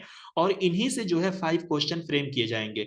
आपको कह दिया जाएगा कि इस कॉलम को जोड़कर इसका क्या निकालिए, एवरेज निकालिए। आपको कह दिया जाएगा बेड़े तरीके से, ठीक है, इसको जोड़कर आपको क्या निकालना है, इसका जो है परसेंटेज निकालना है, इसका रेशियो निकालना है। कुछ इस तरीके के जो है 5 क्वेश्चन फ्रेम होते हैं। तो वो जो निकालने का तरीका और कंसेप्ट होता है, ठीक है, वो 3-4 तरीके के जो है मेथड डेटा इंटरप्रिटेशन के अंदर यूज होते हैं। तो अगर आप बिल्कुल बिगिनर लेवल के हो, आपको टेबल याद नहीं है, कुछ भी याद नहीं है, लेकिन डेटा इंटरप्रिटेशन करने की अगर आप कोशिश करोगे तो साथ ही साथ जो है आपको टेबल भी याद हो जाएगा, आपको एवरेज निकालने का तरीका भी आ जाएगा, परसेंटेज निकालने का तरीका भी आ जाएगा, माइनस करना आ जाएगा, प्लस करना आ जाएगा, ठीक है, जोड़ घटाना तकसीम जो जो सारी चीजें मैथमेटिकल रूल में यूज की जाती हैं वो आप यूज कर लोगे। क्योंकि इसके अंदर जो होता है बहुत सारे लोग आपको फार्मूलाज यूज कराकर मैथ हल करवाते हैं, लेकिन विदाउट फार्मूला के भी जो है आप डेटा इंटरप्रिटेशन कर सकते हो, ठीक है। बस शर्त यही है कि आपको अपनी स्ट्रेटेजी नहीं बदलनी है, हिम्मत आपको नहीं हारनी, मेहनत करना है, कोशिश करना है, तो आप डेटा इंटरप्रिटेशन के अंदर भी अच्छा स्कोर कर सकते हो, ठीक। चलिए, अब यूनिट 8 जो है वो है इंफॉर्मेशन एंड कम्युनिकेशन टेक्नोलॉजी। ये यूनिट देखने में बहुत ही सिंपल और शॉर्ट सी आपको लग रही है, बट अगर इसको पूरा भर दिया जाए तो ये कम पड़ जाएगी। क्योंकि आपको मालूम है कि आज का जो दौर है वो बहुत ही डाइवर्स हो चुका, बहुत ही वाइड हो चुका है इंटरनेट की फील्ड में, इंफॉर्मेशन एंड कम्युनिकेशन टेक्नोलॉजी की फील्ड में। लेकिन यानी इनसे क्वेश्चन आने के साथ साथ जो है जो कुछ बाहर की टर्में आपको यूज की जाती है ना, वो भी आपको क्लासरूम के अंदर पढ़ाई गई हैं। तो वो जो बाहर के क्वेश्चन आते हैं उनको हम लोग कैसे डिफाइन करते हैं, या हम कैसे कह दें कि आप इन चीजों को पढ़ लो यही आपके एग्जाम में आएगा। जाहिर सी बात है अगर वो चीज एक बार पीवाईक्यूज के अंदर आ गई है तो नेक्स्ट टाइम भी जो है पूरा इस्तेमाल होता है उन क्वेश्चन के रिपीट होने का। अगर डायरेक्ट वही क्वेश्चन नहीं होगा लेकिन कंसेप्ट वही होगा, चीजें वही होंगी, कुछ कुछ वर्ड वहां पर बदल देते हैं, सम टाइम डायरेक्ट वही क्वेश्चन जो है रिपीट कर दिया जाता है। तो जनरल एब्रीविएशन का मतलब होता है कि कुछ ऐसी टर्म है, यानी मशहूर मशहूर टर्म होगी जिनका फुल फॉर्म आपसे पूछा जाएगा। जैसे सीडी आपने सुना होगा, लेकिन इसका फुल फॉर्म शायद आपको ना मालूम हो, फुल कंपैक्ट डिस्क होता है। यूएसबी आपने सुना होगा, लेकिन इसका फुल फॉर्म आपको नहीं मालूम है, ये क्या होता है, यूनिवर्सल सीरियल बस। तो इसी तरीके से बहुत सारे ऐसे मशहूर और कॉमन टर्म हैं जो आपसे पूछी जाएंगी, उनका आपको क्या करना है, एब्रीविएशन यानी उसके फुल फॉर्म आपको बताने होते हैं। इसके अंदर ये है। फिर बेसिक ऑफ इंटरनेट, इंटरनेट की बुनियादी चीजें आपसे पूछी जाएंगी। इंटरनेट का ज़ुहूर कब हुआ, गूगल का ज़ुहूर कब हुआ, ईमेल का ज़ुहूर कैसे हुआ, कब हुआ, ठीक है। तो ये तो मैंने मतलब सिंपल चीजें बताई है। इसके अलावा भी बेसिक ऑफ इंटरनेट में बहुत सारे फंडामेंटल हार्डवेयर सॉफ्टवेयर इन सारी चीजों के बारे में पढ़ना होता है। इंट्रानेट क्या होता है, ईमेल क्या होती है, ऑडियो वीडियो कॉन्फ्रेंसिंग के क्या फीचर होते हैं, इनके करने के क्या फायदे होते हैं, किस तरीके से इनको यूज किया जाएगा, कौन कौन से ऐप या ऐसे टूल्स हैं जिनमें हम ऑडियो एंड वीडियो कॉन्फ्रेंसिंग कर सकते हैं। आजकल इस तरीके के क्वेश्चन भी मार्केट के अंदर आ रहे हैं, यानी आपके एग्जाम में आ रहे हैं, ठीक है। तो इससे घबराने की जरूरत नहीं है। जितना आप थ्योरी को पढ़ोगे, थ्योरी पर आपका फोकस रहेगा, और पीवाईक्यूज आप करोगे, क्योंकि पीवाईक्यूज ही जो है आपके लिए आपकी कामयाबी की जो है राह बनेगा आपके एग्जाम में, क्योंकि वही आपको रास्ता दिखाएगा क्या चीजें नहीं आती हैं और क्या चीजें हमारे सिलेबस के अंदर से आती हैं। हमें और आपको पीवाईक्यू से ही पता चलता है। Digital initiative in higher education, देखिए आप हायर एजुकेशन के अंदर हो, हायर एजुकेशन को बेहतर बनाने के लिए हमारे गवर्नमेंट ने क्या क्या इनिशिएटिव, क्या क्या इकदाम लिए हुए हैं, ठीक है। जैसे बहुत सारी स्कॉलरशिप आपको मिल रही है, बहुत सारे ऐसे जो है मंथली बेसिस जो है स्कीम आ रही है, प्रोग्राम्स आ रहे हैं, ट्रेनिंग बेस्ड प्रोग्राम आ रहे हैं। तो इन सारी चीजों को भी इस स्कीम के अंदर या इस यूनिट के अंदर जो है कवर किया गया है। और ये एक ऐसी यूनिट है, इसका आधा पोर्शन जो है आपको हायर एजुकेशन के अंदर भी मिल जाएगा, क्योंकि हायर एजुकेशन के अंदर भी कुछ डिजिटल इनिशिएटिव के टॉपिक्स रखे हुए हैं जो आपके आईसीटी और हायर एजुकेशन दोनों में कॉमन यूज होते हैं। आईसीटी एंड गवर्नेंस, ठीक है।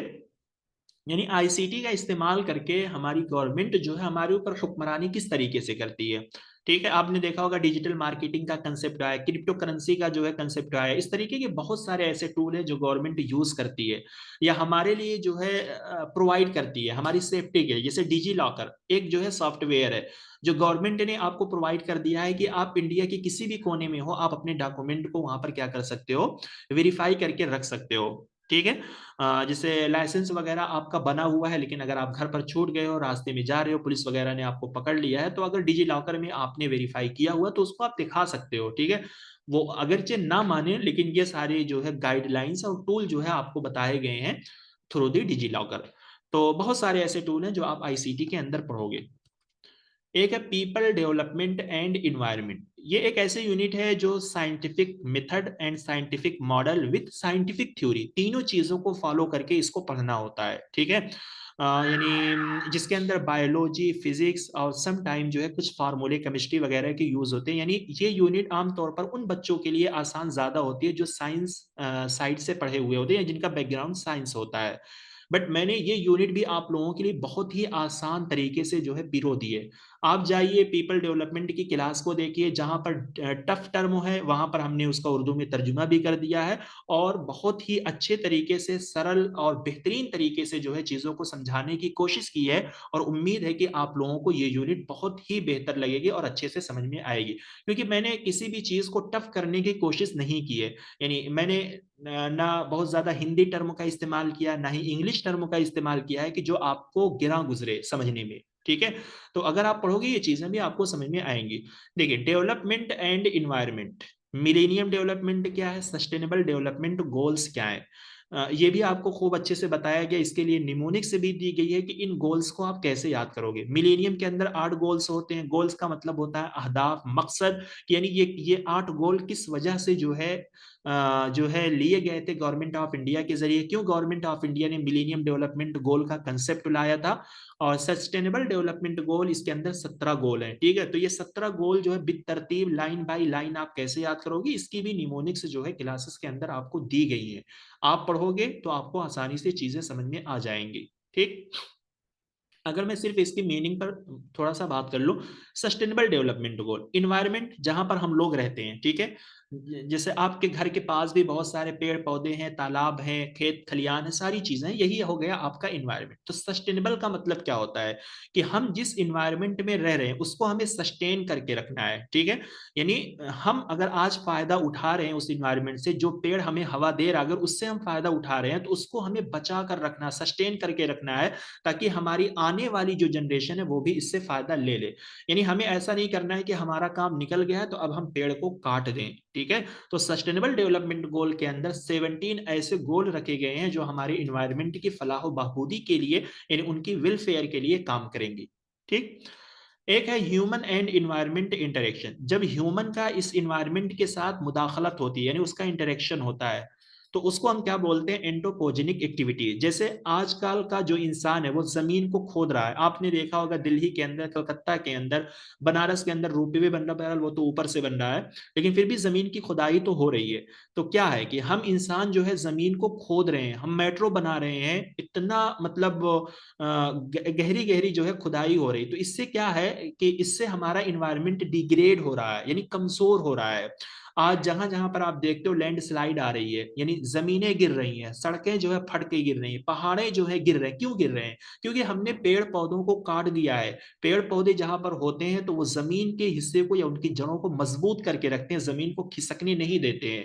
तो एंट्रोपोजेनिक एक्टिविटीज इंसान के अफालो आजा से की गई जो एक्टिविटी होती है, उससे जो नुकसान होता है उसको हम एंट्रोपोजेनिक एक्टिविटीज बोलते हैं। तो इसके अंदर क्या क्या बहुत सारी जो है एक्टिविटीज आपको मिलेंगी। आपने देखा होगा कि इतनी बड़े बड़े जो कंस्ट्रक्शन होते हैं, 30-30 माला, 50-50 माले की जो बिल्डिंगें बन रही हैं, उसके लिए जो खुदाई की जाती है वो कितनी डीपली जो है खुदाई की जाती है। तो जाहिर सी बात है, आपने सुना होगा, आए दिन आप सुनते हो कि अर्थक्वेक आ रहा, जलजला आ रहा, सुनामी आ रही है, ठीक है। बहुत सारी ऐसी चीजें जो है आप लोग सुनते हो। तो कहीं ना कहीं इसके जो कारण है, जो वजह है, वो ह्यूमन है, वो क्यों आते हैं, उन चीजों को हमें इसके अंदर पढ़ना होता है। इम्पैक्ट ऑन द इन्वायरमेंट, और इन चीजों के होने की वजह से हमारे इन्वायरमेंट पे क्या असरात मुरतब होते हैं, तो यह चीज भी आपको आपको पढ़ना होगा यहाँ पर। इन्वायरमेंटल इश्यूज क्या, एयर पॉल्यूशन, दिल्ली इसकी सबसे बेस्ट एग्जांपल है, ठीक है। वहां की हवा जो है कभी साफ आपको नहीं मिलती है ना। लोगों को लंग्स की बीमारियां, फेफड़े की बीमारियां हो रही है, अस्थमा के लोग मरीज हो रहे हैं, सांस फूलने की बीमारियां हो रही है, वाटर पॉल्यूशन है, ठीक है। मध्य प्रदेश में अभी आपने सुना होगा 15 लोग जो है पानी पीकर मर गए, ठीक। सोयल पॉल्यूशन है, मिट्टी इतनी पॉल्यूटेड हो जाती है कि वो मिट्टी जो है फसल उगाने की सलाहियत ही नहीं रखती। नॉइस पॉल्यूशन, इतना ज्यादा शोरगुल होता है कि लोगों का बीपी बढ़ जाता है, लोगों को नींद नहीं आती है, ठीक। फिर इसी तरीके से वेस्ट है, कचड़े इतने ज्यादा होते हैं कि उनमें से डिफरेंट तरीके की जो है गैसेस निकलती हैं। क्लाइमेट चेंज, ठीक है, यानी माहौल का रद्दोबदल, हमारे माहौलियात के अंदर रद्दोबदल। जैसे अभी जो है, अभी नॉर्मल जो है यूपी के अंदर जो है ठंडक का बहुत नॉर्मल चल रहा है, यानी बीच वाला चल रहा है, बहुत ज्यादा ठंडी नहीं पड़ रही है। लेकिन अभी कल से जो है बहुत ही ज्यादा जो है बर्फ, एक तरीके से स्नो पड़ने लगे, बर्फीली हवा जो है चलने लगे, तो इसी को हम बोलेंगे क्लाइमेट चेंज, ठीक है। यानी हमारा जो एक तरीके से आबो हवा है, ठीक है, वो बिल्कुल क्या हो गया, चेंज हो गया, बदल गया है। तो इसकी वजह से यहाँ पर क्या क्या नुकसान उठाना पड़ सकता है, ठीक है। फायदा भी होगा, नुकसान भी होगा। तो ये चीजें हम पढ़ेंगे, क्यों क्लाइमेट चेंज होता है या किस वजह से होता है, तो इन्हीं चीजों को हमें साइंटिफिक टर्म में पढ़ना है। Social and economic and political dimension, ठीक है, ये चीजें भी हम पढ़ेंगे यहाँ पे। Impact of pollution on human health, ठीक है, ह्यूमन के सेहत पर पॉल्यूशन का क्या असर होता है। जैसे water pollution, air pollution, soil pollution. आप ऐसी एरिया में रहते हो जहां पर हवा बहुत गंदी है, तो उससे आपकी सेहत पे क्या असर पड़ेगा, आपको कितनी तरीके की बीमारियां जो है आ सकती हैं। तो ये चीजें यहाँ पर पढ़ाई जाएंगी आपको, आप समझ जाओगे आसानी के साथ, क्योंकि आज का ऐसा दौर है कि डिफरेंट तरीके की न्यूज आपके पास आती रहती है, तो आप समझ जाते हो पॉल्यूशन क्या होता है, एयर पॉल्यूशन क्या होता है, वाटर पॉल्यूशन क्या होता है। पहले इन चीजों को समझने में शायद दिक्कत आती रही होगी, लेकिन अब आसान हो गया है। नेचुरल एंड एनर्जी रिसोर्सेज, ठीक है, जैसे हमारे घर में लाइटिंग जल रही है, गैस का हम लोग इस्तेमाल कर रहे हैं ना, तो ये क्या है, एक तरीके की एनर्जी है। लाइट का हम लोग इस्तेमाल कर रहे हैं, एक तरीके की एनर्जी है। तो कुछ ऐसी एनर्जी है जिनको नेचुरल कैटेगरी में रखा गया है, यानी जो एक तरीके से नेचुरल रिसोर्सेज को या नेचुरल चीजों को यूज करके बनाई जाती है। कुछ एनर्जी ऐसी है जो ह्यूमन मेड एक्टिविटी से बनती है। तो जैसे सोलर जो है, ये नेचुरल चीजों से बनती है, यानी ये धूप से, धूप जो है ये गॉड की तरफ से आती है, नेचर से आती है, उससे बनती है। विंड, हवा नेचर से चलती है, तो उससे बनती है। सोयल, मिट्टी है। हाइड्रो जो है ये पानी को यूज करके बनाई जाती है। जियो थर्मल, ये जो है जमीन के अंदर जो गर्मी होती है वो गर्मी नेचुरल होती है, ठीक है, उसको यूज करके बनाया जाता है। बायोमास जो गंदगी से, गोबर वगैरह से बनती है, कूड़े कूड़े कूड़े कचरे से जो है बनती है, तो ये ह्यूमन मेड है, तो इसको हम नेचुरल में नहीं रखेंगे। न्यूक्लियर है, ये भी आपकी ह्यूमन है, ठीक है। एटॉमिक एनर्जी जो होती है, बम वगैरह बारूद वगैरह जो बनाए जाते हैं, बाकी फॉरेस्ट, ठीक।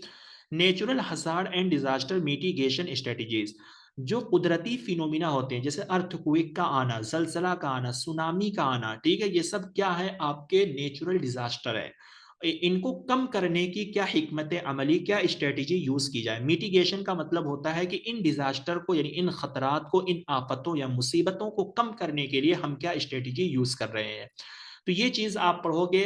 पहले डिजास्टर की टाइप्स आपको पढ़ाई जाएंगी कि कितने तरीके के डिजास्टर आते हैं और उनको कम कैसे किया जाए, वो स्ट्रेटेजी आपको इसके अंदर पढ़ाई जाएगी। बहुत आसान तरीके से आप चीजों को समझ जाओगे, क्योंकि मैंने काफी आसान तरीके से चीजों को एक्सप्लेन किया है, ठीक है।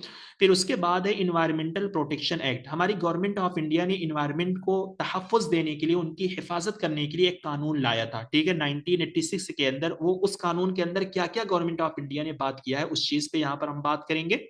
फिर इसी तरीके से national action plan on climate change, जैसे हमने अभी आपको समझाया कि क्लाइमेट चेंज होता क्या है, तो उस क्लाइमेट चेंज पर एक्शन लेने के लिए, यानी उनसे निपटने के लिए, डील करने के लिए गवर्नमेंट ने जो है नेशनल लेवल पर एक प्लान तैयार किया। इसके अंदर पूरे 8 प्लान है, तो वो भी आपको पढ़ाया जाएगा। इंटरनेशनल इफर्ट्स या एग्रीमेंट, ठीक है, यानी इंटरनेशनल लेवल पर, बैनुल अक़वामी लेवल पर जो मीटिंग से की जाती हैं, जो एग्रीमेंट से किए जाते हैं, जो मुआहदे किए जाते हैं, तो कुछ मुआहदे का नाम यहाँ पर दिया गया है, इनसे क्वेश्चन आपके बनते हैं, ये आपको डीपली पढ़ाया जाएगा। एक है Montreal protocol, Rio summit, convention on biodiversity, Kyoto protocol, Paris agreement, international solar alliance, ठीक है। ये सब है क्या, जब आप इस यूनिट को पढ़ोगे, आप थ्योरी को पढ़ोगे, तब आप चीजों को समझोगे, इसकी इंपॉर्टेंस को आप समझोगे, आपको बहुत सारी ऐसी नॉलेज मिल जाएगी जो आपने अपनी जिंदगी में पहले कभी नहीं पढ़ी होगी इस यूनिट के थ्रू, ठीक है। तो इसको आप पढ़िए, और इससे जो है आप पूरा का पूरा जो है आप स्कोर कर सकते हैं। डरने की जरूरत नहीं है। लोग डराते हैं, जिनका निकल जाता है, जिनका नहीं निकलता है, तो वो दूसरे लोगों को जो है डीमोटिवेट करते हैं, ठीक है। यही बोलेंगे कि ये यूनिट बहुत टफ थी, मैंने कैसे कैसे पढ़ लिया है, ठीक है। मैथ के बारे में लोग आपको डराएंगे, तो इसमें डरने की बिल्कुल जरूरत नहीं है। आप क्लास करो, चीजें अगर आपको समझ में आ रही हैं तो बहुत अच्छी बात है, और नहीं समझ में आ रही तो हम आपके लिए हाजिर हैं, आप हमसे पूछ सकते हैं, ठीक है। चलिए, तो आज की जो लास्ट यूनिट है वो है हायर एजुकेशन, ठीक है। हर कोई, हर किसी का ख्वाब होता है हायर एजुकेशन लेना, एक मतलब सेटल जिंदगी गुजारना। तो हायर एजुकेशन आप तो ले ही रहे हो, आप मास्टर तक आ गए हो, आप नेट की तैयारी कर रहे हो, तो इसके अंदर आपको क्या क्या पढ़ना है हायर एजुकेशन की यूनिट को जो है मुकम्मल करने के लिए। Institution of higher learning and education in ancient India. Ancient means कदीम इंडिया, यानी आज़ादी से पहले का जो हमारा हिंदुस्तान था, तो उसके अंदर जो है हायर लर्निंग के इंस्टीट्यूशन क्या क्या थे, उनका रोल क्या क्या था, ठीक है, वो किस तरीके से बने थे, ये सारी चीजें आपको यहाँ पर पढ़ाई जाएंगी। Evolution of higher learning and research in post independence India. Post independence का मतलब आज़ादी के बाद हायर एजुकेशन की शुरुआत इंडिया में किस तरीके से हुई, यानी किस तरीके से जो है हायर एजुकेशन जो है इंडिया के अंदर फैला। तो ये भी आपको पढ़ाया जाएगा, कितने कमीशन आए, कितनी कमेटियां बनाएगी, ये सारी चीजें आपको जो है सीक्वेंस में जो है पढ़ाए जाएंगे। फिर यहाँ पे है oriental, conventional and non conventional learning programmes, यानी वो प्रोग्राम्स जो ट्रेडिशन, पुराने तरीके के सब्जेक्ट को पढ़ाए जाते हैं, या पुराने तरीके की चीजों को जो है ऑफर करते हैं, ठीक है। और नॉन कन्वेंशनल जो मॉडर्न तरीके के सब्जेक्ट को जो है ऑफर करते हैं। जैसे मॉडर्न सब्जेक्ट में डिजिटल मार्केटिंग है, परफॉर्मेंस मार्केटिंग है, हैकिंग है, इथिकल हैकिंग है, बहुत तरीके के जो है नए नए जो है सब्जेक्ट आ गए हैं मार्केट के अंदर। ओरिएंटल में जैसे आयुर्वेदा आपको पढ़ाया जा रहा है, इसी तरीके से ऑन्टोलॉजी आपको पढ़ाई जा रही है। तो ये कुछ ऐसे सब्जेक्ट हैं जो ट्रेडिशन है, फॉल्क है, ठीक है, म्यूजिक है, ड्रामा है, ये सब पुराने तरीके के जो है सब्जेक्ट है। तो इसमें भी जो है क्वेश्चन के अकॉर्डिंगली जो है आपको चीजें बताई गई हैं कि इनमें क्या क्या आपको पढ़ाया, आपसे पूछा जाता है, तो वो चीजें आपको बता दी गई हैं आपके क्लासेस के अंदर। फिर है हायर एजुकेशन के अंदर बेसिकली आपके सिलेबस में इंक्लूड किया गया 3 तरीके का education, professional, technical and skill based education. देखिए, प्रोफेशनल एजुकेशन ये वो एजुकेशन होता है जो पेशा वाराना होता है। जैसे हर एजुकेशन को पढ़कर, हर किसी भी डिग्री को पढ़कर हर कोई जो है क्या करता है, कमाने की कोशिश करता है, ठीक है। यानी एक अच्छी जिंदगी जीने की कोशिश करता है। लेकिन प्रोफेशनल नाम इस वजह से दिया गया है कि यानी इस एजुकेशन का नाम ही है प्रोफेशनल, यानी पेशा वाराना। जैसे जो बीएड का कोर्स होता है, जो टेक्निकल सॉरी जो लीगल कोर्सेज होते हैं, जो इसी तरीके से डॉक्टरी की जो कोर्सेज होते हैं, ये आपके प्रोफेशनल में आते हैं। जैसे एलएलबी आपने कर लिया, बीएड आपने कर लिया है, और बीओएमएस या एमबीबीएस वगैरह आपने कर लिया, तो ये प्रोफेशनल की कैटेगरी में फॉल करते हैं। क्योंकि बीएड करने के बाद आपको क्या पेशा इख्तियार करना है? टीचिंग का इख्तियार करना है। एलएलबी करने के बाद आपको क्या पेशा इख्तियार करना है? वकीली का इख्तियार करना है। एमबीबीएस करने के बाद आप डॉक्टरी का पेशा जो है इख्तियार करोगे। इस वजह से इन कोर्सेज को प्रोफेशनल के अंदर रखा गया है। टेक्निकल, जो आप टेक्नीशियन बनते हो, और मुख्तलिफ फील्ड होती है इसके अंदर, और आज के इस दौर में बहुत ही ज्यादा वाइड हो गई है ये फील्ड। स्किल बेस्ड एजुकेशन, ठीक है। ये एजुकेशन ऐसे होते हैं जो आपके शॉर्ट बेस्ड या शॉर्ट कोर्स बेस्ड कोर्स के होते हैं। जैसे इसके अंदर सर्टिफिकेट प्रोग्राम आपको ज्यादा मिलेंगे, इसके अंदर डिप्लोमा प्रोग्राम आपको ज्यादा मिलेंगे। आपने सुना होगा कि पॉलिटेक्निक के अंदर मोबाइल बनाने का डिप्लोमा होता है, आर्किटेक्चर का डिप्लोमा होता है, पेंटिंग का डिप्लोमा होता है, यानी मुख्तलिफ तरीके के जो है डिप्लोमा स्किल बेस्ड एजुकेशन के अंदर कराए जाते हैं। तो इसका क्या मकसद होता है? इसका मकसद यही होता है कि जिनके पास रिसोर्सेज नहीं है, इनकम नहीं है, तो वो डिग्री कोर्सेज को छोड़कर डिप्लोमा कोर्सेज को करने के बाद जो है अपनी जिंदगी जो है अच्छे से जी सकते हैं, और एक तरीके से जो है अपनी स्किल को यूज करके जो है अपनी जिंदगी गुजर बसर कर सकते हैं, यानी कमा सकते हैं। सिंपल से फंडा यही है। फिर उसके बाद यहाँ पे आएगा value education and environmental education, ठीक है। इन्वायरमेंटल एजुकेशन आप तो पूरी एक यूनिट आप पढ़ लोगे, PDA, people development and environment, जिसके अंदर आपको बताया जाएगा कि इन्वायरमेंट के बारे में आपको क्या क्या पढ़ना है, इन्वायरमेंट के साथ आपको कैसे रहना है, इन्वायरमेंट का जो है सस्टेन तरीके से इस्तेमाल कैसे करना है। वैल्यू एजुकेशन, जिसके अंदर आपको वैल्यू वाली बातें सिखाई जाएंगी, यानी अखलाक वाली बातें सिखाई जाएंगी, अखलाक व अकदार वाली बातें आपको बताई जाएंगी कि बड़ों से कैसे पेश आना है, बड़ों के साथ कैसे मतलब छोटे बच्चों से कैसे डील करना है। तो ये सारी चीजें जो है वैल्यू एजुकेशन का पार्ट बनती हैं। पॉलिसीज, गवर्नेंस एंड एडमिनिस्ट्रेशन, जो कि हमने आपको बताया था आईसीटी के अंदर, ये वाला और आईसीटी के अंदर जो डिजिटल इनिशिएटिव है या गवर्नेंस वगैरह की जो चीजें हैं, ये दोनों सेम तरीके से उसके अंदर यूज हो जाती हैं।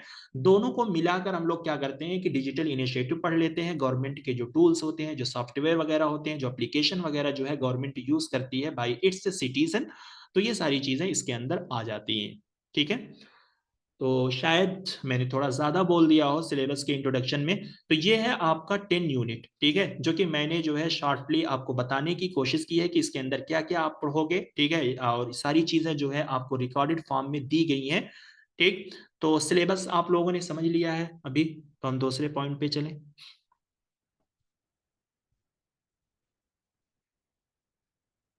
जी,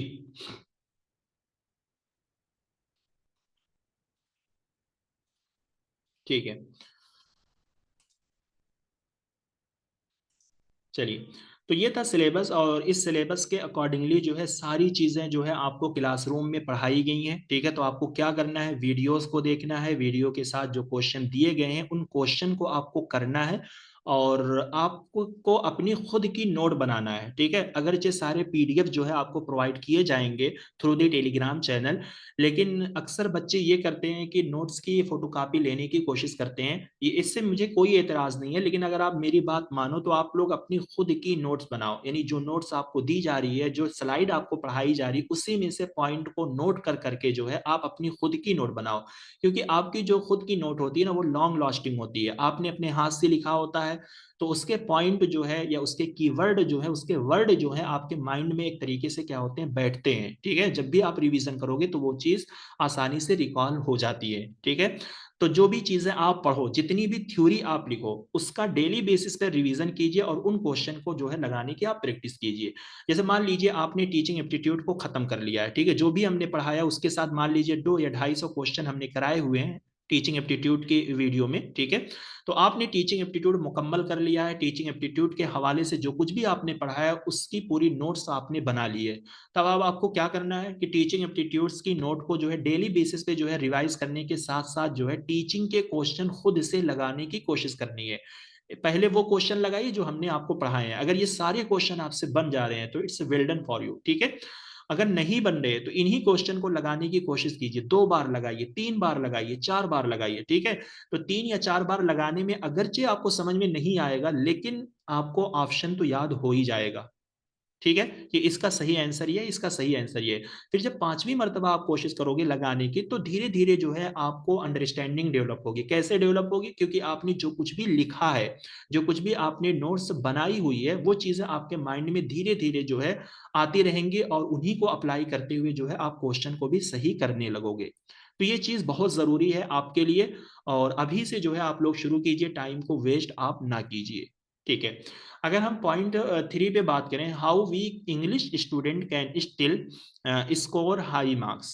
ठीक है, यानी वो बच्चे जो कहते हैं कि हमारी इंग्लिश बहुत ज्यादा अच्छी नहीं है, ठीक है, यानी हम क्वेश्चन पढ़ते हैं तो हमें चीजें समझ में नहीं आती है कि क्वेश्चन में क्या पूछा जा रहा है। ठीक है, तो मैं आपको पहले भी कह रहा हूं कि देखिए, क्वेश्चन जो है आपको वर्ड टू वर्ड ट्रांसलेट करने को नहीं बोलता है। पहली बात, क्वेश्चन जो है आपको नहीं कहता कि आप जो है वर्ड बाय वर्ड आप क्या करो, एक एक लफ्ज का ट्रांसलेशन करो। और अगर आप हर क्वेश्चन का यानी हर लफ्ज का आप ट्रांसलेशन करने बैठोगे, तो शायद आपको क्वेश्चन भी समझ में ना आए। क्योंकि यहां पर जो होता है, जो इंग्लिश में क्वेश्चन वगैरह फ्रेम होते हैं फर्स्ट पेपर में, वो स्टैंडर्ड फॉर्म में बनाए जाते हैं। यानी वो ऐसा बनाया जाता है कि आप अगर पढ़ो तो उस क्वेश्चन की डिमांड को आप समझ जाओ। यानी यहां पर 4 ऑप्शन दिए गए हैं, ठीक है,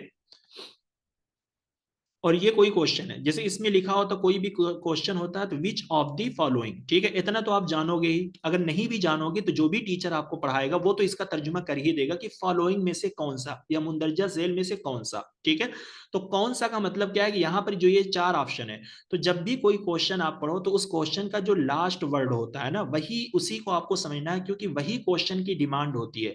लास्ट में लिखा होगा कि इनको करेक्ट सीक्वेंस में लगाना है, ठीक है, ये हो सकता है। लास्ट में लिखा होगा कि इनमें जो 4 ऑप्शन दिए गए हैं वो सही हैं या गलत हैं, यानी इनमें से किसी एक गलत का इंतखाब करना है या किसी एक सही का इंतखाब करना है। तो आपको क्या करना है कि क्वेश्चन को कभी भी जो है वर्ड बाय वर्ड ट्रांसलेट करने की कोशिश नहीं करना है। अगर आपको इंग्लिश आती है तब भी, अगर नहीं आती है तब भी, शुरू से ये आदत आप लोग डाल लीजिए। क्योंकि मैंने इतने क्वेश्चन आपको हर यूनिट में करवाए हुए हैं हर टॉपिक के साथ, तो ये चीजें आपको समझ में आ जाएंगी कि क्वेश्चन को पढ़ना कैसे और उसको समझना कैसे है। ठीक है, वो चीजें आपको समझ में आ जाएंगी। तो आपको क्या करना है, हर क्वेश्चन की डिमांड समझनी है कि ये क्वेश्चन जो है हमसे क्या डिमांड कर रहा है, यानी उसके तहत जो 4 ऑप्शन आपको दिए जा रहे हैं नीचे, उन 4 ऑप्शन के साथ हमें क्या मामला करना है। क्या उनको हमें सीक्वेंस में लगाना है, यानी बितरतीब लगाकर उसका ऑप्शन देना है, या उसमें गलत या सही की बात की जा रही है। तो इन चीजों को अगर आप समझ गए हो तो आपका 50% जो है मामला डन हो जाएगा। अब आप यहाँ पे क्या करोगे, अपनी स्किल लगाओगे। ठीक है, स्किल का मतलब जो चीजें आपने पढ़ी हुई है, जो थ्योरी आपने पढ़ी हुई है, उसी थ्योरी को यहाँ पर अप्लाई करके इसका सही आंसर निकालना है। अब देखिए, कुछ इस तरीके के जो क्वेश्चन आते हैं, 3 इस तरीके के जो क्वेश्चन आते हैं, 1 2 3, ठीक है, आपका जो दूसरा ऑप्शन है इसके अंदर 2 होगा, फिर 4 होगा, फिर 5 होगा, ठीक है, फिर सी होगा। तो इस तरीके के जो ऑप्शन आते हैं इसके अंदर एलिमिनेशन मेथड यूज किया जाता है। वो कैसे यूज किया जाता है, जब आप क्लास करोगे तो वहां पर खुद ब खुद ये सारी चीजें जो है आपको करके बताई गई हैं कि आप कैसे एलिमिनेशन मेथड यूज करते हो इस तरीके के ऑप्शन को हल करने के लिए। तो मैंने कहा कि अगर आपकी अंग्रेजी कमजोर है, इंग्लिश अगर आपकी कमजोर है, तो आपको डिमोटिवेट होने की जरूरत नहीं है। ठीक है, क्योंकि आप पढ़ते पढ़ते जो है, थ्योरी को पढ़ते पढ़ते, लिखते लिखते कॉपी पर जो है, आपकी इंग्लिश जो है ऑटोमेटिकली धीरे धीरे इंप्रूव हो जाएगी। देखिए, बैक वक्त तो नहीं होगी।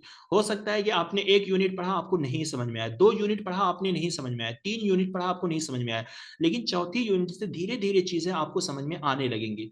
मैं बार बार कहता हूं कि आप सेब खाते हो तो उसी वक्त तो आपको ताकत का पता नहीं लगता, उसी वक्त तो आपके चेहरे पर निखार नहीं आता है, वो धीरे धीरे जो है आपको चीजें पता चलती हैं। तो इसी तरीके से अगर आपकी इंग्लिश कमजोर है तो आप खुद से नोट बनाइए, अपने हाथों से जो है आप क्या कीजिए, अपनी कॉपी पर नोट बनाइए। क्योंकि मैं आपको समझा रहा हूं, आपको बता रहा हूं, तो वो चीजें तो आप समझ रहे हो। ठीक है, वो इंग्लिश की जो नोट लिखी होगी, जो पॉइंट लिखा होगा मेरी स्लाइड पर, वो अगरचे आप नहीं समझ रहे हो लेकिन मेरी बातों को आप समझ रहे हो, तो आप क्या करो, इन चीजों को आप नोट करो। और जो चीजें मैंने बताई है, मान लीजिए ये इतना 3 लाइन इंग्लिश का है, ठीक है, तो ये आप अपनी नोट पे लिखो, और जो चीजें हमने इन 3 लाइन के हवाले से आपको समझाई है उसी को आप उर्दू में यहाँ पर खुलासे के तौर पर लिख लोगे। इसका मतलब ये है, शुरुआत करने में आपको ये टाइम लगेगा, ठीक है, लेकिन अगर आपने ये करना शुरू कर दिया है तो आपके लिए फर्स्ट पेपर आसान हो जाएगा, रिवीजन करने में तैयारी हो जाएगी, इंग्लिश आपकी इंप्रूव होने लगेगी, खुद ब खुद आपको हर लफ्ज का माना भी पता चलने लगेगा। तो आपको वर्ड बाय वर्ड ट्रांसलेट करने की कोशिश नहीं करनी है, क्वेश्चन की डिमांड आपको समझनी है, डिमांड क्वेश्चन की आपको कहां पर पता चलेगी, हर क्वेश्चन के लास्ट वर्ड में, ठीक है। और एलिमिनेशन मेथड आपको यूज करना है, नोट आपको खुद से बनाना है, इंग्लिश आपको लिखना है और उसके नीचे जो उसका मफहूम हम आपको उर्दू में समझा रहे हैं वो आपको लिखना है। तो ये काम आप करोगे तो आपकी वीक इंग्लिश भी धीरे धीरे इंप्रूव होगी, आप अपनी खुद से नोट भी बना पाओगे ये तरीका फॉलो करके। फिर जो दो तरीके के स्टूडेंट है वो कैसे पढ़ाई करें, देखिए एक जो फुल टाइम के बच्चे हैं उनको तो मैं कहूंगा कि अगर आपके पास फुल टाइम है तो आप अपना फुल टाइम दो। मान लीजिए अगर आप 3 घंटा फर्स्ट पेपर को दे रहे हो तो 3 घंटा या 4 घंटा आप सेकंड पेपर को भी दो। तो फुल टाइम के बच्चे जो है, मान लीजिए अगर उन्होंने जो है 3 या 4 यूनिट पढ़ने का ठान लिया है कि मुझे आज 4 यूनिट पढ़नी है, तो आपको क्या करना है, इन 4 यूनिट को जो है खूब अच्छे से रिवाइज करो, ठीक है। रिवाइज करने के साथ साथ जो है इन 4 यूनिट के जो क्वेश्चन आ रहे हैं पीवाईक्यूज के अंदर, ठीक है, मार्केट में बहुत सारी किताब भी जो है अवेलेबल है, अभी हम आपको बताएंगे कौन सी किताब आप यूज करो, उन किताब से जो है आप क्वेश्चन करो। आपने 4 यूनिट टीचिंग का आपने पढ़ा है और रिसर्च का आपने पढ़ा, कम्युनिकेशन का पढ़ा है, तो उनका जो है आप क्वेश्चन भी लगाओ। डेली बेसिस पे क्या करना है, आपको क्वेश्चन भी लगाना है, रिवीजन भी करना है, और जो नए क्वेश्चन है जो आपको नहीं समझ में आ रहे हैं उनको सर्च करके आपको पढ़ना भी है। सर्च आप कैसे करोगे, ठीक है, नहीं समझ में आए आप हमसे भी पूछ सकते हो, अदरवाइज आज के जमाने में चैट जीपीटी भी है जो आपको उसका उर्दू तर्जुमा भी दे देगी, उसका चील उधेड़ कर आपको सारी चीजें जो है आपको बता देगी। जो आपके पार्ट टाइम के स्टूडेंट यानी जो बिजी स्टूडेंट हैं, तो उनसे कहूंगा कि आप अपना जो भी आपका टाइम बचता है, मान लीजिए अगर आप 8 घंटे या 9 घंटे आप ड्यूटी करते हैं, लेकिन आपके अंदर ये जज्बा है, ये इमोशन आपके अंदर है कि आप जो है यूजीसी नेट या जेआरएफ वगैरह आप लेना चाहते हो, तो आप रोज दो दो टॉपिक, तीन तीन टॉपिक जो है अपना रखो। फर्स्ट पेपर से भी आप रखो कि मुझे टीचिंग के अंदर 2 चीजें आज पढ़नी है, और सेकंड के अंदर भी रखो कि मुझे 2 यूनिट या 1 यूनिट के हवाले से जो है मुझे पढ़ना है, मुझे नोट बनाना है, ठीक है। तो मान लीजिए आज आपका पहला दिन है तो आपने फर्स्ट से जो है 2 टॉपिक पढ़ लिया, ठीक है, फर्स्ट पेपर से, सेकंड पेपर से भी आपने जो है 3 या 4 टॉपिक जो है आपने पढ़ लिया है और उसको लिख भी लिया है। तो अगले दिन आपको क्या करना है, इनका पहले रिवीजन करना है फिर आगे पढ़ के लिख देना है, इनका पहले रिवीजन करना है फिर आगे पढ़ के लिख देना है, ठीक है। जब आगे आप पढ़ के लिख देंगे फिर अगले दिन इनका रिवीजन करेंगे, आगे के लिए पढ़ के लिख के रख देंगे, ठीक है। तो ये करिए और साथ ही साथ में कोशिश कीजिए पीवाईक्यूज भी लगाने की। शुरुआत में आपसे क्वेश्चन नहीं बनेंगे, ठीक है, हम लोगों के साथ भी यही सब मामला पेश आया है, तो इसलिए हम आपको क्लियरली ये सारी चीजें बता रहे हैं कि अगर आपका टास्क क्लियर है, आपको निकालना है, तो ये सब काम आपको करने पड़ेंगे, तभी जो है आप अच्छा स्कोर कर सकते हो। अब अगर एक्स्ट्रा गाइडेंस की आप बात करें, ठीक है, कि अगर आप इन इस नोट्स के अलावा आप कोई बुक्स लेना चाहते हैं, ठीक है, या कोई और यूट्यूब चैनल पर जो है चीज़ों को आप समझना चाहते हैं, तो आप इसको फॉलो कीजिए। सबसे पहले नंबर पर हम प्रायोरिटी देंगे हमारी खुद की जो बनी हुई सेल्फ नोट्स है, जो एकेडमी की नोट है, जो हम आपको पढ़ा रहे हैं, हमने खुद अपने हाथों से बनाया है, तो वो नोट आपके लिए 100% काम करेगी, ठीक है। ऐसा नहीं है कि उसके अंदर किसी भी शक शुबा का शायबा पाया जाए कि कोई चीज़ गलत है, नहीं, सारी चीज़ें बहुत ही स्टैंडर्डाइज वे में है, बहुत ही मुख्तसर तरीके से वो नोट्स बनाई गई है, उसके अंदर जो है फालतू इधर उधर की बातें जो है कॉपी पेस्ट नहीं मारी गई हैं, ठीक है।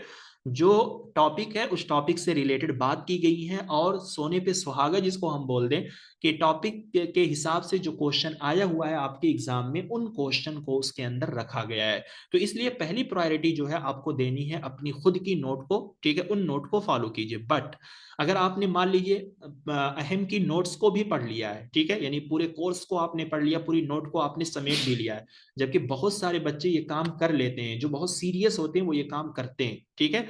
वो कहते हैं कि सर कोई नई बुक्स बताइए जहां पर हमें और नई चीजें मिल सके या उसको हम एक्सपेंड करके पढ़ सकें। तो केवीएस मदान की बुक्स आती है, उसका लेटेस्ट एडिशन जो है 2025 वाला ले लीजिए, मार्केट में अभी शायद 26 का नहीं आया है, ठीक है। तो 55 का ले लीजिए, 25 का ले लीजिए, उसमें जो है आप पढ़ सकते हो। लेकिन शुरुआती तौर पर आप ये कबालत या काबिल बनने की कोशिश मत कीजिएगा कि मैं इस किताब से पढ़ूंगा, क्योंकि देखिए जब आपका कंसेप्ट क्लियर नहीं, आपको टीचिंग के बारे में मालूम नहीं, कम्युनिकेशन के बारे में मालूम नहीं, तो आप किताब कैसे पढ़ लोगे, किताब से खुद से कैसे पढ़ लोगे। अगर आप खुद ही से पढ़ लेते तो टीचर की क्या जरूरत है पढ़ाने की, ठीक है। तो ये चीज मैं आपको समझा रहा हूँ क्योंकि कुछ बच्चे इस तरीके की गलती करते हैं, तीन तीन चार चार किताबें पब्लिशर की लेकर बैठे हुए होते हैं, ठीक है, और कुछ भी उनको समझ में नहीं आता, वो कोचिंग ज्वाइन करते हैं। तो मैं कह रहा हूं कि पहले आप चीजों को पढ़ लो इस कोचिंग के जरिए, ठीक है, इस वीडियो के जरिए, फिर उसके बाद आप किसी किताब को पढ़ोगे ना तो आपको समझ में भी आएगा कि हाँ मैंने वहां पर टीचिंग में पढ़ा था, मैंने रिसर्च में पढ़ा, मैंने कम्युनिकेशन के अंदर पढ़ा है। तो ये आपकी सेकंड प्रायोरिटी है, ठीक है। If you want two by, अगर आप चाहते हो तो आप खरीद सकते हो, जरूरी नहीं है। फिर पीवाईक्यूज की बुक जो है आप ले लीजिए, NTA UGC net paper one question bank अगर आप डालेंगे 2022 से लेकर 2025 तक, ठीक है। ये जो है नवदीप कौर, यहाँ पर हमने उनका चैनल का नाम रखा है। ये जो है यूनिट वाइज पीवाईक्यूज निकालती हैं, ठीक है। अभी पीवाईक्यूज की बुक ना खरीदिए, हो सकता है कि एक डेढ़ महीने के अंदर जो है, जो दिसंबर 2025 में पेपर हुआ है, हो सकता है कि वो उसको भी इंक्लूड करके पीवाईक्यूज की बुक निकाल दें, ठीक है। तो उसको ले लीजिएगा। लेकिन अगर अभी से आप लोग पढ़ना चाहते हो तो आप इसको लेकर पढ़ना शुरू कीजिए, डेली बेसिस पे देखना शुरू कीजिए, टारगेट रखिए। मान लीजिए अगर टीचिंग में 18 वीडियो है और हर वीडियो जो है एक एक घंटे की है, तो अगर आप एक दिन में 3 घंटा दे रहे हो या 4 घंटा दे रहे हो फर्स्ट पेपर को, तो आप टारगेट बनाओ कि एक दिन में हमें 5 वीडियो देखनी है। तो टीचिंग एप्टीट्यूड आपका 3 दिन या 4 दिन के अंदर में खत्म हो जाएगा, ठीक है। जब खत्म हो जाएगा तो आप पीवाई के उसकी बुक लो और उन बुक से पीवाईक्यूज करना टीचिंग एप्टीट्यूड का शुरू कर दो। क्वेश्चन बने या ना बने, लेकिन आप करना शुरू कर दो, कोशिश करना शुरू कर दो, डेली बेसिस पे जो है अपनी नोट्स की रिवीजन करना शुरू कर दो। आपको खुद भी पता नहीं चलेगा कहाँ से आपके क्वेश्चन बन रहे हैं, ठीक है। वो धीरे धीरे सारी चीजें जो है आपकी सही हो जाएंगी। बस शर्त यही है कि कंसिस्टेंसी बना के रखना है, ठीक है। और जिस तरीके से हम आपको बता रहे हैं आप उसको फॉलो करके काम कीजिए तो आपकी मुश्किलें भी आसान हो जाएंगी। यूट्यूब चैनल जो है कॉमर्स नेट अचीवर से जो है तलवीर सिंह है, ये काफ़ी अच्छा पढ़ाते हैं एनटीए यूजीसी नेट की कैटेगरी में। पहले ये अपने यूट्यूब चैनल पर जो है फ्री में इनकी क्लासेस आती थी, लेकिन अब ये अपना पैड जो है चला रहे हैं। जब एग्ज़ाम वगैरह करीब आता है तो कुछ क्लासेस जो है ये यूट्यूब चैनल पे ले लेते हैं, लेकिन फिर भी पुरानी वीडियोस इनकी मौजूद हैं। ख़ास तौर पर मैथ है, डीआई के अलावा और भी सारी यूनिट के हवाले से जो है आप इनकी वीडियो देखो। काफ़ी अच्छा पढ़ाते हैं, आसान शब्दों में समझाते हैं।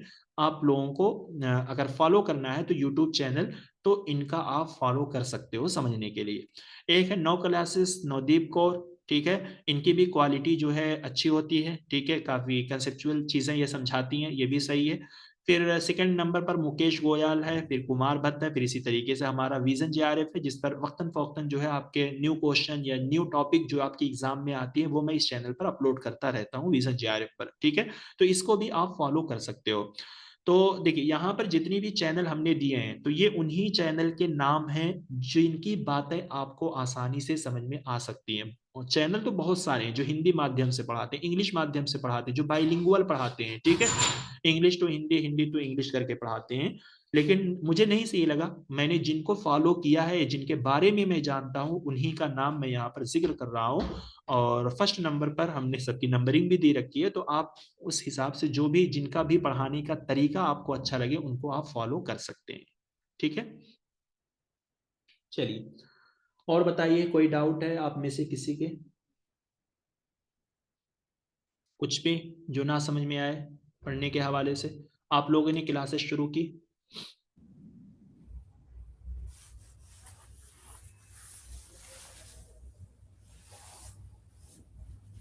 जी तला। सर मेरा मेरा मेरा सवाल ये है कि मैं भी पहली मर्तबा ही तैयारी शुरू कर रहा हूँ, तो मैंने टीचिंग एप्टीट्यूड की वीडियो देखनी शुरू की है अभी। जी। सवाल ये है कि एट अ टाइम एक यूनिट ही पढ़ें या मतलब किस तरतीब से पढ़ना है, कौन सा नहीं नहीं, यूनिट पहले पहले पढ़ना नहीं है, कौन सा नहीं, बाद में पढ़ना है। देखिए पढ़ना तो सभी सभी यूनिट को है, ठीक है। तो आप पहले एक यूनिट को मुकम्मल करो, फिर दूसरी यूनिट को मुकम्मल करो, ठीक है। बितरतीब चलो, ये नहीं करना है कि आज 2 यूनिट इसकी 2 क्लासेस टीचिंग की है, 2 क्लासेस रिसर्च की है, ठीक है। तो ये वही वाला हो जाएगा, ना इधर के रहे ना उधर के रहे। तो पहले टीचिंग को मुकम्मल करो फिर रिसर्च पे जाओ। मतलब कोई भी यूनिट आप शुरू करो मतलब पढ़ना, चाहे टीचिंग को आप शुरू करो पहले, चाहे आप लॉजिकल रीजनिंग को करो, चाहे टीचिंग एप्टीट्यूड को करो, किसी भी यूनिट को आप शुरू करो, लेकिन उसको मुकम्मल करके छोड़ो, ये कहना है, ठीक है, फिर दूसरी यूनिट पे लपटना। Okay okay, thank you. Sir मेरा क्वेश्चन ये था कि जैसे कि हम लोग मदरसे के बैकग्राउंड से हैं, मदरसे में कैसा होता है, अभी कुछ मदरसे यूनिवर्सिटी से इलाहाक होते हैं। तो जी मैंने क्या किया, मदरसे के बाद जो है मैंने डायरेक्ट एमए में एडमिशन ले लिया। जी तो कैसे हम लोग अगर नेट के लिखा क्लियर हो गया है तो उसके बाद हम लोग पीएचडी के एलिजिबल होंगे या हमको ग्रेजुएशन का कोई सर्टिफिकेट देना पड़ेगा? नहीं, जिस यूनिवर्सिटी से आपने जो है मास्टर किया है, एक तो वो यूनिवर्सिटी आपको लेगी ही लेगी, ठीक है। जैसे जिस भी यूनिवर्सिटी से आपने किया है, बाकी जैसे जामिया है, जेएनयू है, या डीयू वगैरह जो है, या एमयू वगैरह, इनकी अपनी रिक्वायरमेंट होती है कि बीए जो है मस्ट होना चाहिए। तो शायद यहाँ पे आपको दिक्कत आ सकती है, बाकी और यूनिवर्सिटी वहाँ पे ले सकते हो आप।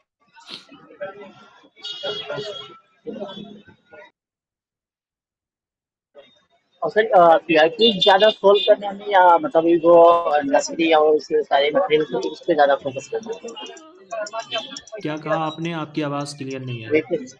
फिलहाल जो है अभी हम लोग पीआईक्यू ज़्यादा सोल्व करें या फिर जो मटेरियल्स हैं आप बुक्स दोनों वगैरह दोनों उससे करना, अपना दोनों करना, थ्योरी विथ पीवाईक्यूज। देखिए, जब थ्योरी पढ़ोगे तभी क्वेश्चन आपसे सॉल्व होंगे, ठीक है। सिर्फ डायरेक्ट क्वेश्चन नहीं सॉल्व होंगे, तो थ्योरी विथ पीवाईक्यूज दोनों करना है आपको। Thank you.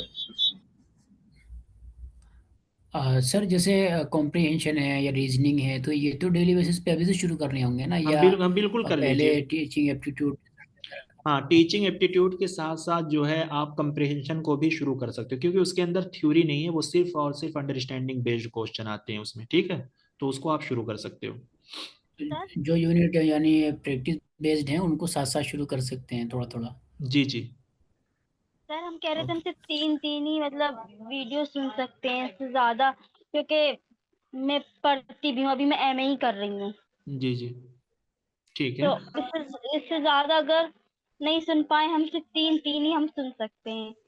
हाँ, हमने कहा ना कि अगर जैसे कि अभी आप मास्टर कर रही हैं, तो आप अपना गोल आपका क्लियर है कि आपको जेआरएफ निकालना है, ठीक है।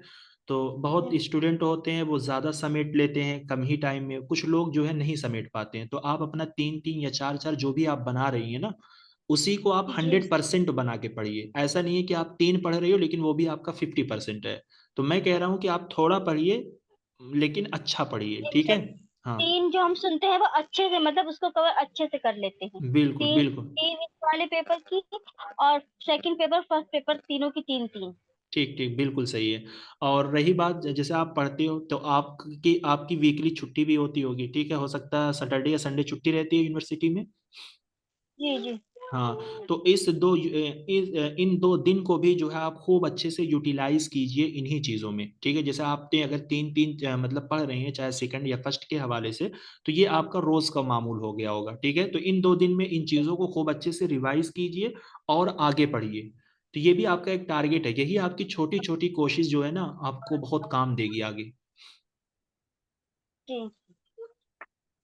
सर एक और डाउट है, यदि जो पीआईक्यूज हैं जो लास्ट 5 इयर्स 10 इयर्स के जो क्वेश्चन हैं वो किसी बुक में भी सकता है तो जिन बुक से हम सारी चीजें सॉल्व कर रहे हैं काम कर रहे हैं तो वो हमारे लिए आसानी का इसमें कोई बुक कोई नोट्स वगैरह आपके यहाँ से या किसी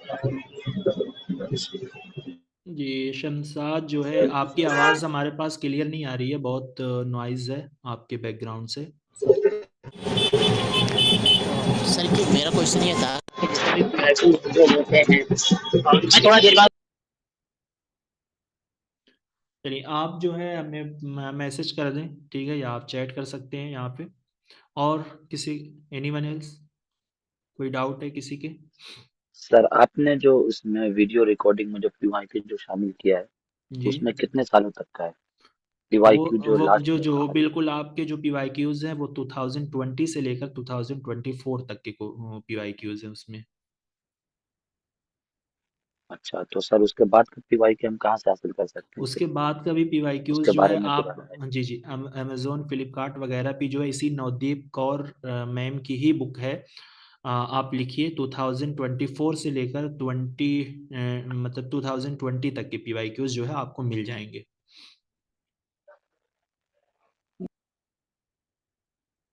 ठीक। तो अभी के लिए मैंने आप लोगों को इसी वजह से बताया कि आप सिर्फ 3 या 4 साल के पीवाईक्यूज पर फोकस कीजिए। जब आप अपनी कमांड बना लोगे, चीज़ों को समझना शुरू कर लोगे, चीज़ें आपको हजम होना शुरू हो जाएगी, तो आप अपना रास्ता खुद बना लोगे।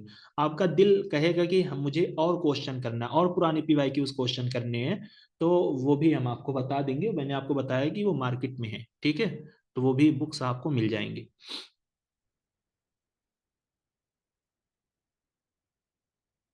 चलिए, तो क्लास को एंड करें।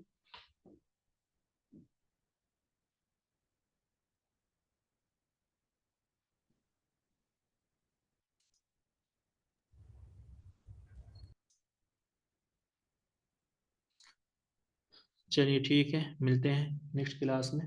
अस्सलाम वालेकुम।